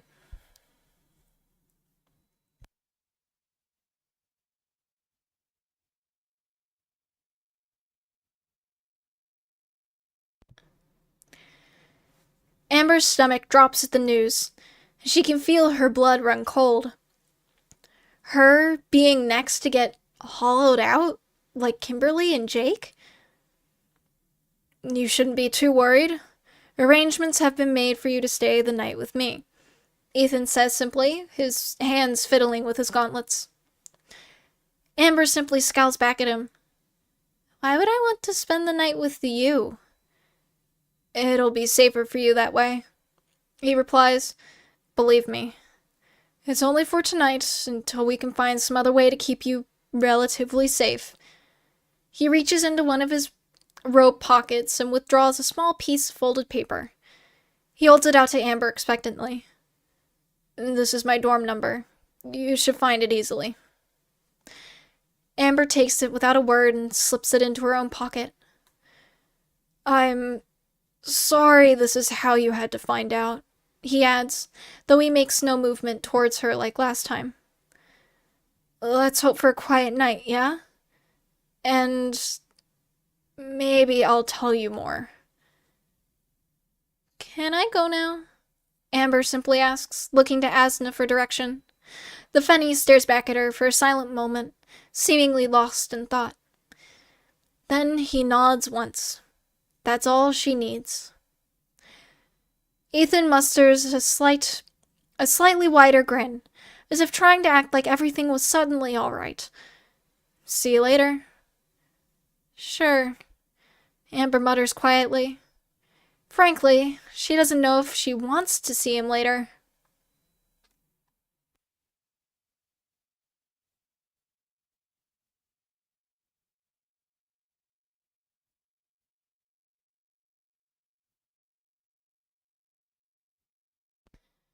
Chapter 12.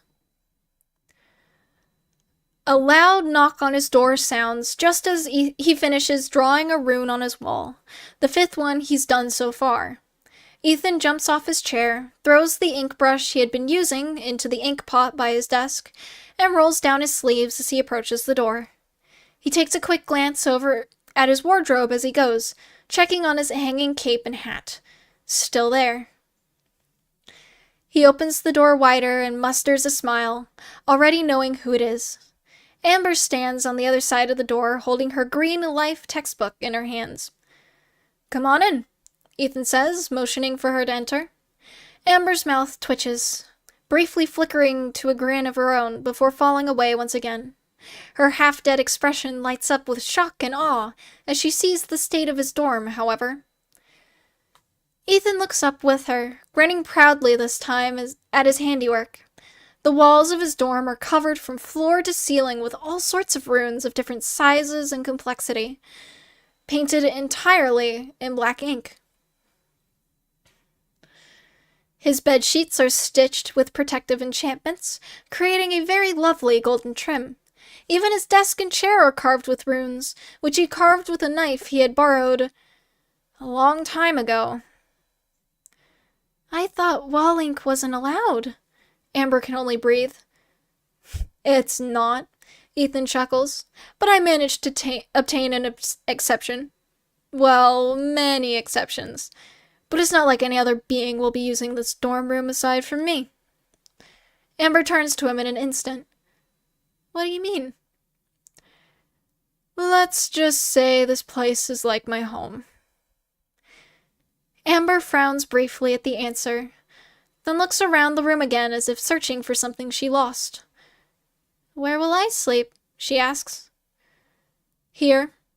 Ethan snaps his fingers, and a mattress appears in a cloud of black smoke at the foot of his bed, already covered with sheets and everything. Asna prepared it for him, actually. He simply transported it from the infirmary to his own room. After all, he couldn't have possibly prepared it all by himself with the magic he currently has at his disposal. I was waiting for you to arrive before bringing it out. Amber throws her book down and sits on the mattress. She presses down with her hands to test the springiness, which causes her to bounce ever so slightly. After a moment, apparently satisfied, she lays down on her stomach and opens her textbook, legs kicking in the air behind her. Ethan stares at her for a moment. She's not asked why he's got so many enchantments all over his dorm yet.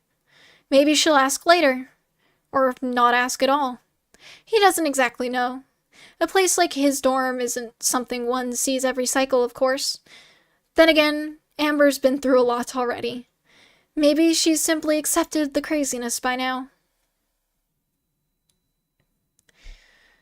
He lets out a sigh and turns to his own task at hand. He walks back over to where his chair is, still pushed up against the wall next to his dorm's window, and picks it up. He can finish painting later. Careful not to hit Amber with it, he moves it back over to his desk and sets it down again. Then he sits down and kicks his feet up onto his desk and leans backwards, lifting the front of the chair off the floor. Is this why you needed the wall ink? Amber asks from the floor. Yeah, but what about it? She turns a page, the paper fluttering gently with the motion. Why? Ethan looks up at the inked walls. I'm a cautious wizard.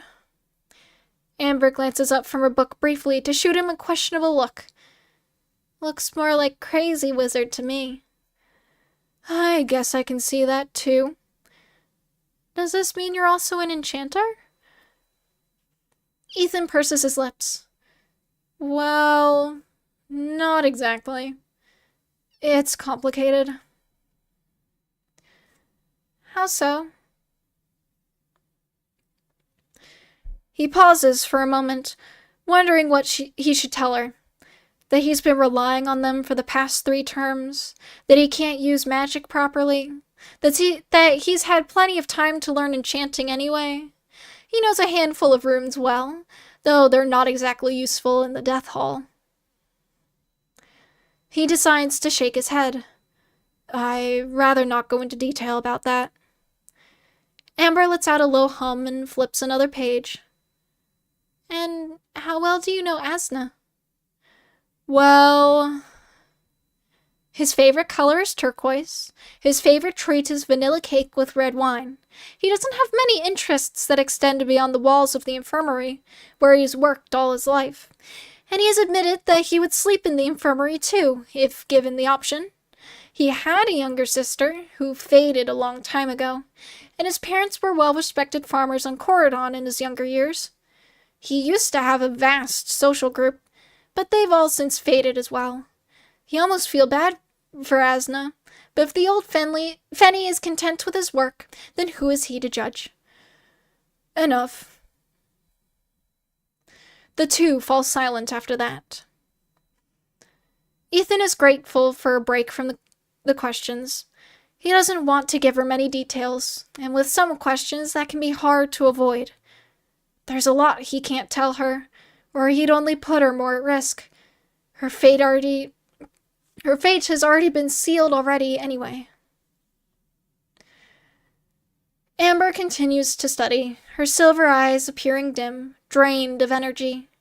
Her pink hair hangs over her shoulders loosely, and her dark green robe covers her like a blanket.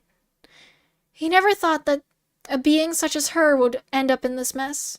His mess. Things have been happening too fast for him to fully process. Maybe that's the plan, to throw him off balance. At least he'll have his chance to appeal to the council at first light. Hopefully, these 3 tearings are enough to spur them to take action, though it's sad that his friends had to be harmed like this for them to finally take his warnings seriously in the first place. In a blink, Amber becomes a different girl. One with black hair, dressed in a dark gray t-shirt and skirt. The runes on the walls disappear, and the room now is lit with dim candlelight. This calm, quiet atmosphere allows his shoulders to sag and his mouth to curve into a soft smile. "What chapter are you on?" he asks, though he doesn't actually say it aloud. 7, is the reply, the girl also not moving her mouth in the slightest. How to use a spirit's magic. "Sounds interesting," he replies with a light hum. He stands from his chair and stretches, and the room devolves once again into his rune-painted room, Amber still reading quietly to herself. "Would you like some space to change?" he asks. Amber's mouth curves into a thin smile. "Tired already?" "It's been a long cycle." The first term nods. "It has." She closes her textbook and slides off her mattress to stand. "Sure, I guess." "I'll wait in the hall then." And Ethan does just that.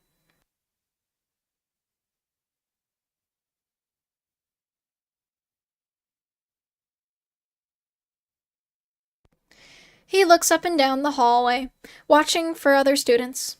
There are a few, probably returning from work. They all look pretty tired, dragging their feet behind them as they make their way to their dorms. No being really pays Ethan much mind as he posts himself next to his door. After a moment, the door opens a crack and Amber asks, "Do you want to turn now?" Ethan rolls his eyes. "I'll just sleep like this."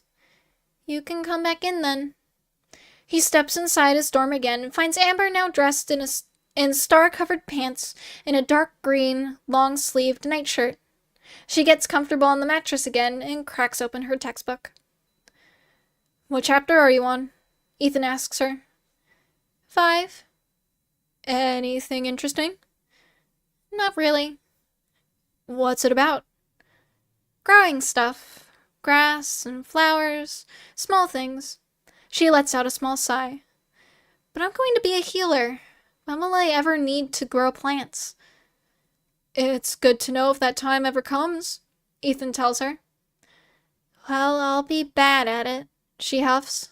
She looks up from her book momentarily to stare at him. "What about you?" "What?" He points to himself. "What am I going to be?" "Yeah." "A medium, of course. What else can I be?" "Being a medium is fun, actually. Grim in a sense, but fun. The spirits always have interesting tales to tell. And, of course, it's nice to give families some sense of closure." Distant whispers begin to rise in the back of his head, and he feels the stiffness beginning to grow in his limbs. "Good night, Amber," he says stiffly. "Night." As he climbs into his own bed, he hears Amber snap her textbook shut and shifts around on her mattress. Her head pops up for a moment as she goes to lay on her pillow. He settles under his sheets and stares at the ceiling above him. Though on the surface it looks blank, there is one last rune, only visible through its black aura. A single circle, complete with a small inner curve in what he can only say is the lower right section. The symbol of shadow. Quietly, He exhales through his nose. What is he going to do with Amber? She can't stay in his room forever, and he doubts he'll be allowed to mark up her dorm with the same enchantments he's got. But Amber can't exactly be alone. So long as there are other beings around, she can't make any moves. And yet Amber probably can't handle such socializing in the first place. Still staring, he feels the urge to reach for the symbol above him. If he were alone, maybe he would have. He turns on his side and closes his eyes, gut twisting in knots. I'm sorry.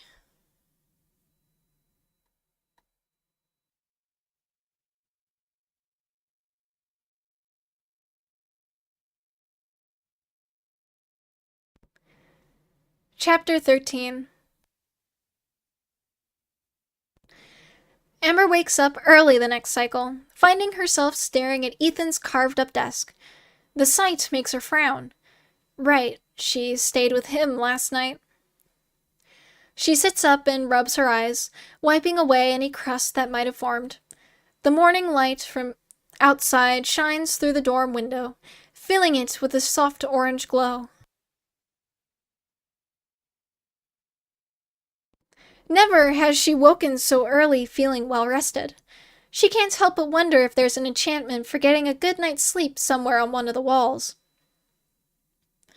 Ethan shifts in his own bed, drawing her attention. Slowly, he rises as well, stretching his arms high in the air above him with a soft groan. Then his black eyes land on her. "You're awake," he comments. "So are you," she replies. Ethan turns to the window momentarily, then scowls. A troubled scowl, she guesses. "Is something wrong?" she asks. "No," he answers simply. He turns away from the window and musters a small smile. "How did you sleep?" "Better than I do in my own bed," she huffs. She kicks off her covers and stands. The floor is cold under her bare feet, and yet her brilliant mind told her to put her shoes by the door last night. She lets out a reluctant sigh and carefully tiptoes over to them. "With any luck, you won't have to sleep here again," Ethan says behind her as he, too, slides out of bed. As she turns back to him, she sees him idly fiddling with his gauntlets once again. "That'd be nice," she nods. "How soon is your class?" "Probably soon enough. Can I change?" "Sure. Sorry." Ethan quietly slips out into the hallway, closing the door behind him. Amber quickly works her magic. She takes a small step forward, one foot in front of the other, and dramatically extends her arms. In a puff of golden glitter, her robe appears. Then she places her hands on her chest, layering them one on top of the other, shifts her weight on her front foot, and swings her arms down and outwards. Her corset appears over her shirt, and her pants lose the star pattern and darken a couple shades. She feels her laurel brush against her ears as it, too, reappears on her head. "I'm done," she calls. She hears Ethan step back into the room as she turns to pick up her textbook from under her pillow. She doesn't exactly know just how early she woke up.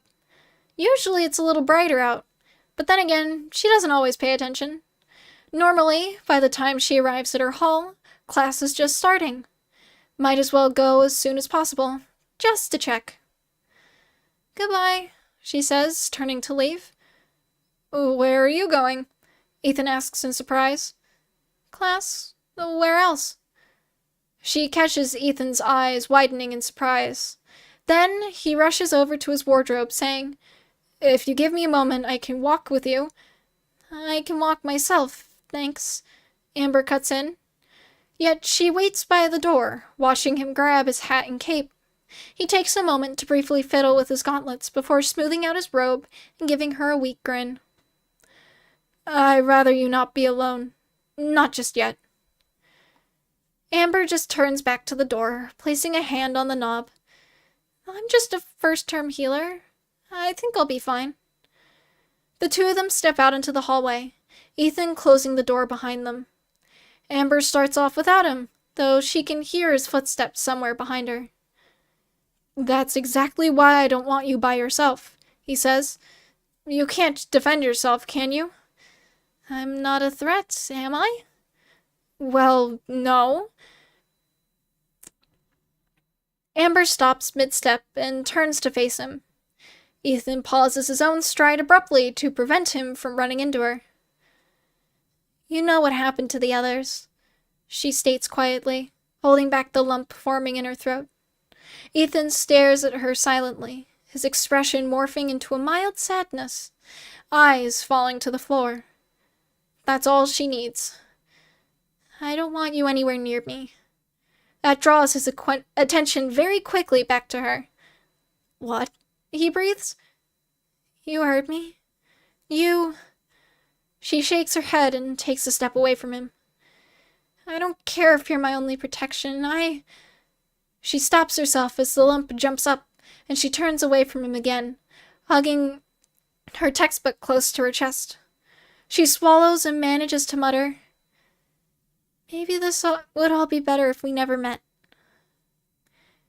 Aside from Kimberly and Jake, Ethan has been nice to her, but with everything going on now, with Kimberly and Jake in the infirmary all hollowed out, this all proves that there's a lot she doesn't know about him. Stuff he doesn't want to say. Stuff that's probably better left unsaid, for her own sake. And who knows, maybe if they never met in the first place, none of this would have ever come to pass. She starts walking again. This time, however, she doesn't hear Ethan following after her. Maybe it's for the best. She reaches the end of the hallway where the stairs are and descends slowly. She doesn't check to see if Ethan is still standing where she left him. She just wants to get to class at this point. Yes, once class starts, she can try and put this all behind her. She can just go back to her dorm and study, call off her shift for the cycle. Asna would understand. She doesn't stop until she's standing outside of the dorm building. The crisp air fills her lungs, and she pauses to take a breath and enjoy the morning. There's pretty much no being walking around. Not yet, anyway. First-term classes will be starting soon, after all. As for class, she needs to see just how early she woke up. She makes her way to the pathway that joins all the halls, encircling the dorm rooms. Since she came out of the boys' side, she has to walk to essentially the other side of campus to get to her hall.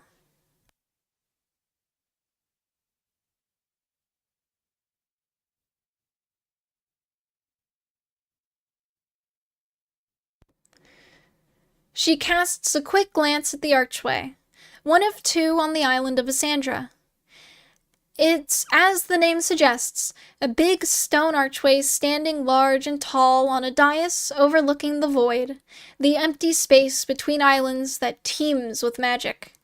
It's covered in carved-out white runes, meaning space, distance, and travel, to name a few.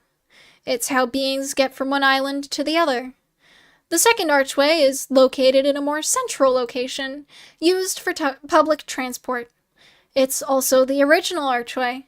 The one here at ASM is but a replica, and only students can use it. How the school managed to accomplish that little feature, Amber is unsure of, but it's nice having a private archway to and from campus. Simply convenient. She passes the Death and Illusion halls.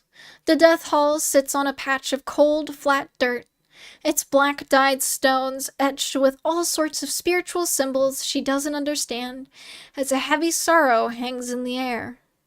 The Illusion Hall, however, brightly shimmers as she stares at it, seeming to flicker in and out of reality.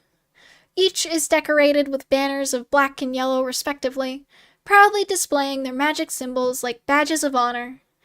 The lights beyond the windows, however, are out. Not a terribly good sign. She stops and turns to face the doorway of her own hall, one overgrown with vines, ivy, and an assortment of colorful flowers. The banners with life symbols sway in some invisible breeze, and yet, peering through the front windows, there is no sign of light or movement within. Is she that early? She steps up and tries the door. It doesn't budge at all. Locked. She lets out a sad sigh. Just my luck. A cold spot dances on the back of her neck, making it itch. She raises a hand to rub it as she turns to see who may or may not be staring at her at such a time. Her breath catches in her throat as she is met with two glowing violet dots, a pair of eyes peering at her from the dark shadow of the dorm room building. Her body freezes, rooting her to the ground. She can only watch helplessly as the eyes move, a figure emerging from the darkness. Some sort of black knight, something out of a storybook. It takes slow steps, seemingly in no rush to approach her, not once letting its gaze stray away from hers. She knows she's in some sort of danger now. This knight clearly isn't approaching her with good intent, and yet her body doesn't respond to the commands she is desperately trying to send, to run away and hide or get help. Panic jumps in her throat, but she can't even scream either. The knight doesn't even make it across the pathway when there comes a yell, "Spirit of fire!" The knight pauses its advance to look at where the yell came from, and is greeted by a large flaming fireball to its helmet. The force sends the knight flying backwards, away from where Amber stands. Whatever spell had been placed upon her releases its grip, and she lets out a heavy exhale and takes a look at who just yelled. Ethan stands not too far away, his arms surrounded in a bright red hue, most definitely currently channeling the spirit of a powerful fire wizard. She knew that death wizards could do that, call on the power of the spirits to grant them different skills and magical abilities, but this is the first time she's ever seen it happen. His eyes are narrowed, something dangerous overtaking his gaze. They snap to Amber in an instant, and he yells, "Archway, now!" Why? Amber only stammers back.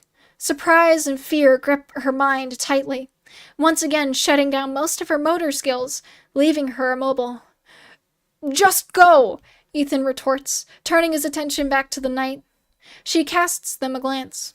The knight stirs from the ground, one hand propping itself up, as the other rests on the side of their helmet. Though the front of its helm is now a collection of mist, its violet eyes are still visible, narrow slits of anger directed right at Ethan. "Move, Amber!" Ethan's voice briefly shakes Amber from her state of shock. Instinctively, she takes a single step away from the knight still on the ground. Her body takes over for her mind.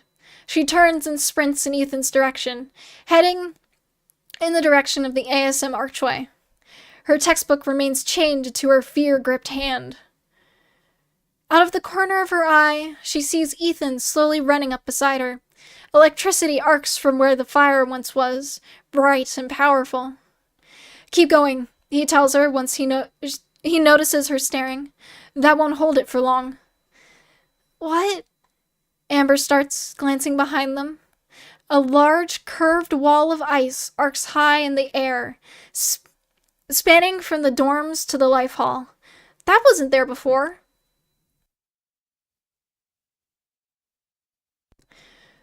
She turns back to the path ahead, Ethan just now a few steps in front of her. The archway is in full view as well, quickly growing larger as they fast approach. "Thank you," Ethan mutters quietly. Almost as instantly as his mouth closes, the lightning that surrounds him dies out, and his pace just barely slows. Frantically, he begins to search his pockets. "Ethan?" Amber says.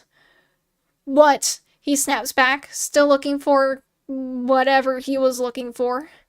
"What in the stars is going on? Who was that?" "Tell you later." He then pulls something from his pocket with a thankful grin. Whatever he has, she can't make out, but she has a good guess as to what it is. There you are. Ethan turns to her, though still running, and grabs hold of her arm. Keystone? She asks simply. Yes. Because of his cape, Amber has to run awkwardly to one side as to not get a face full of fabric or trip on it. Her legs are starting to burn, not used to all the physical exercise. She just needs to get up the steps. However, just as they reach the small steps that lead up to the archway itself, Amber feels a chill run down the back of her neck, and she freezes in her tracks. It's not like she wanted to stop. It's more like she had been told to stop. Ethan tugs on her arm on one end and pauses himself, turning around to look at her. At first, anger flares in his eyes, only to quickly be replaced with shock. On the other end, something tugs at her hair, pulling her head backwards. The angle is such that it makes her neck ache painfully, as an icy sensation travels from the back of her head to the front of her face and down to her collarbone. She can't help but let out a scream at this point. Feels like her body is being ripped in two. Illuminate! A bright white flash fills her vision. Whatever grips her hair lets go, and her head snaps forward. The burning sensation travels back up the way it had just came, ending at the back of her head. After that. And that's where we are stopping for today. We will begin Act 2 tomorrow. But until then, it is Q&A time. So, thoughts, questions, I am available for this time to impart upon you my authoring wisdom. I know I saw a question earlier. Would you describe your story as a twist and turn adventure or direct storyline adventure? It's, for the most part, it's direct. Very direct.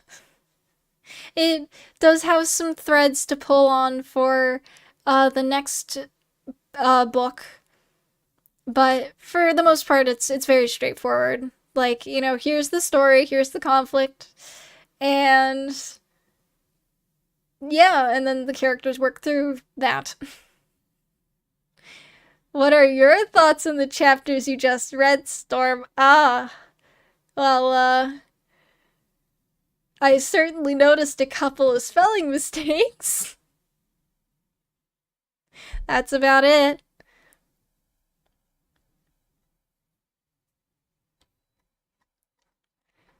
I'm very happy with how I wrote the second part of the first act too.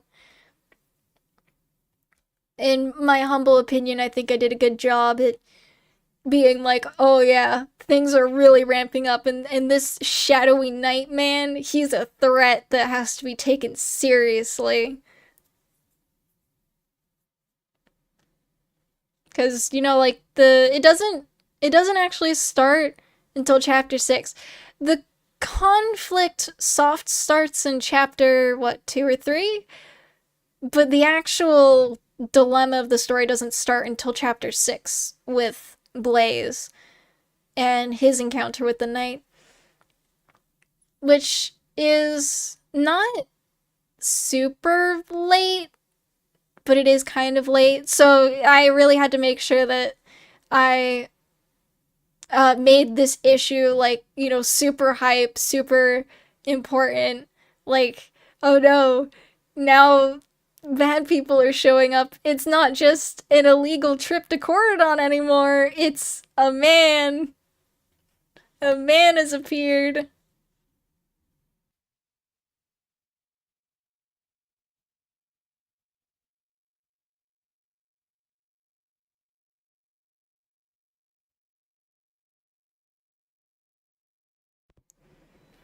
And he is a scary man. I'm struggling to think of questions. That's okay. I mean, I'll take comments too. There's always things that I can extrapolate on. I guess my question for all of you is out of, chapters 7 through 13, which was your favorite? I already know Echo's favorite. Chapter 8 is her favorite. Yep. I like chapter 8 too. Chapter 8, that was also a fun one to write. No, I think I also liked chapter 10 too. Yeah, chapter 10 where Jake and the mysterious shadowy figure have their fight. That was a fun one to write. I want to say that was my first, like, well, I would be lying if I said it was my first action scene. It's the first proper action scene of the book. It's the first proper action scene that I wrote out because, all of the other stuff that I wrote before it was very much like, bare bones, like, and then they did this and then they did that, and bing bang boom, they're having a fight. This one is like, no, I'm gonna choreograph it. I want to make sure that the readers know exactly what's going on, the flow of the fight, how they, connect with each other, like, with their swords, that kind of connection. That was fun. That was a fun one. Actually, I really liked writing all the action scenes. They were fun to like block out in my head and then try and put it on paper. It was a challenge, but it was fun.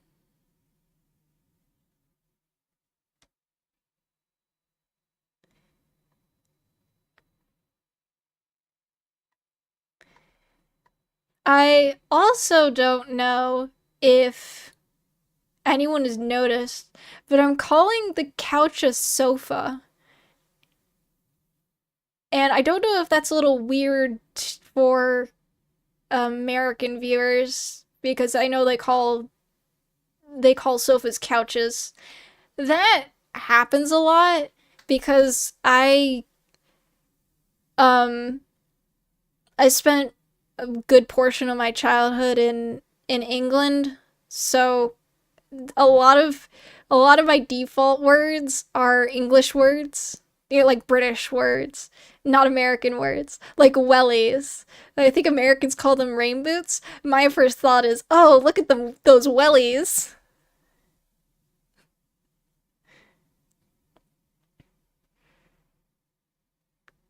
So you'll see if you have the book, you'll see, and if you're listening, you'll hear a couple of words that are like, some of it's American, some of it's British. I've tried to keep it all Americanized, but there's just like, there's some instances where it's like, it's not really couch, it's a sofa. It feels very sofa, so that's what I'm gonna call it.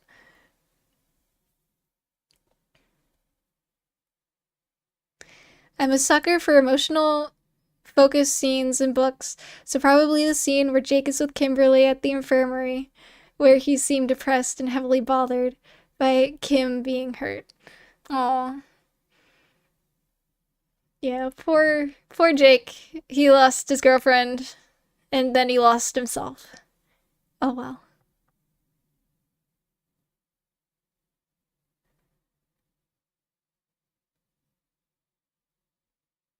Oh, that's a fun background.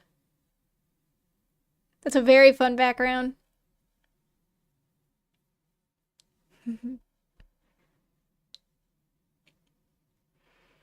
Does anyone have any predictions for like future book stuff? For those that haven't read that far, if you've already read the book, if you've already finished the book, Um, let's not, again, let's not spoil people. But any predictions on what might be happening?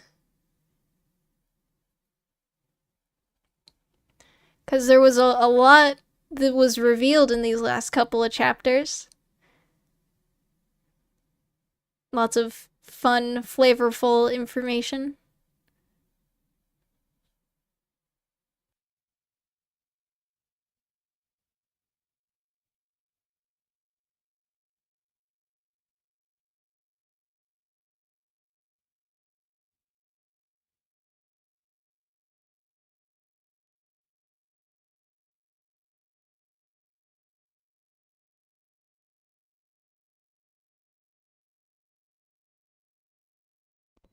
Sorry about that. I messed up Discord. My prediction is Ethan definitely has a lot more he knows he's not letting on. Oh gee, what gave you that impression?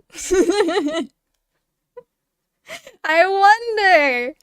I wonder what Ethan is doing. Woo.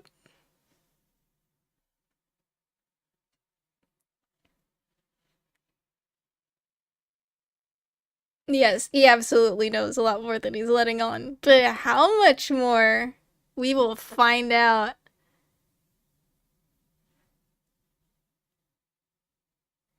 Any other predictions, theories, thoughts, comments?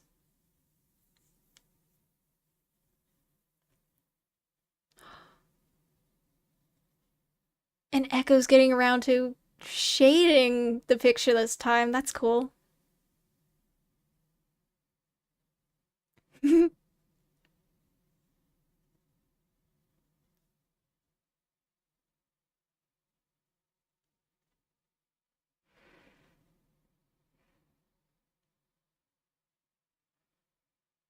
Hmm.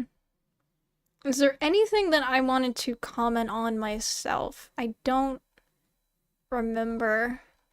I know I was thinking about it before I started the reading. Like, maybe I should think of a couple things to comment on, but it's like, after I've done the reading, it's all kind of left my brain. So I've been very preoccupied with other stuff lately. So it's nice to come on today and read more of the book. And we're going to be reading more tomorrow, so look forward to that. Starts at the same time, start at 1. If you've liked what you've heard and would like to buy yourself a copy of the book, there's a link in the description below or in the pinned chat message above.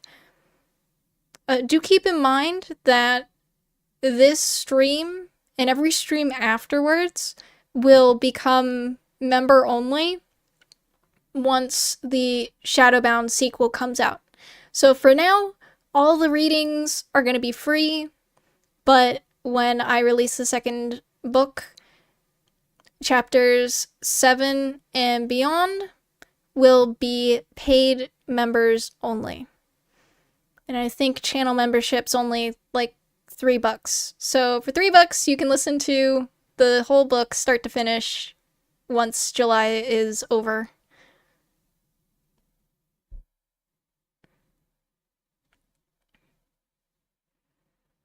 But until then, thank you for joining me live. I think I'll cut it short here and sign out because quiet day and I got other things going on. So thank you for being here once again, for all your questions and comments. I was reading the chat as we were going through. Hope you enjoyed. And please also thank Echo once again for providing the entertainment. And I will see you all tomorrow, I guess, for the beginning of Act 2.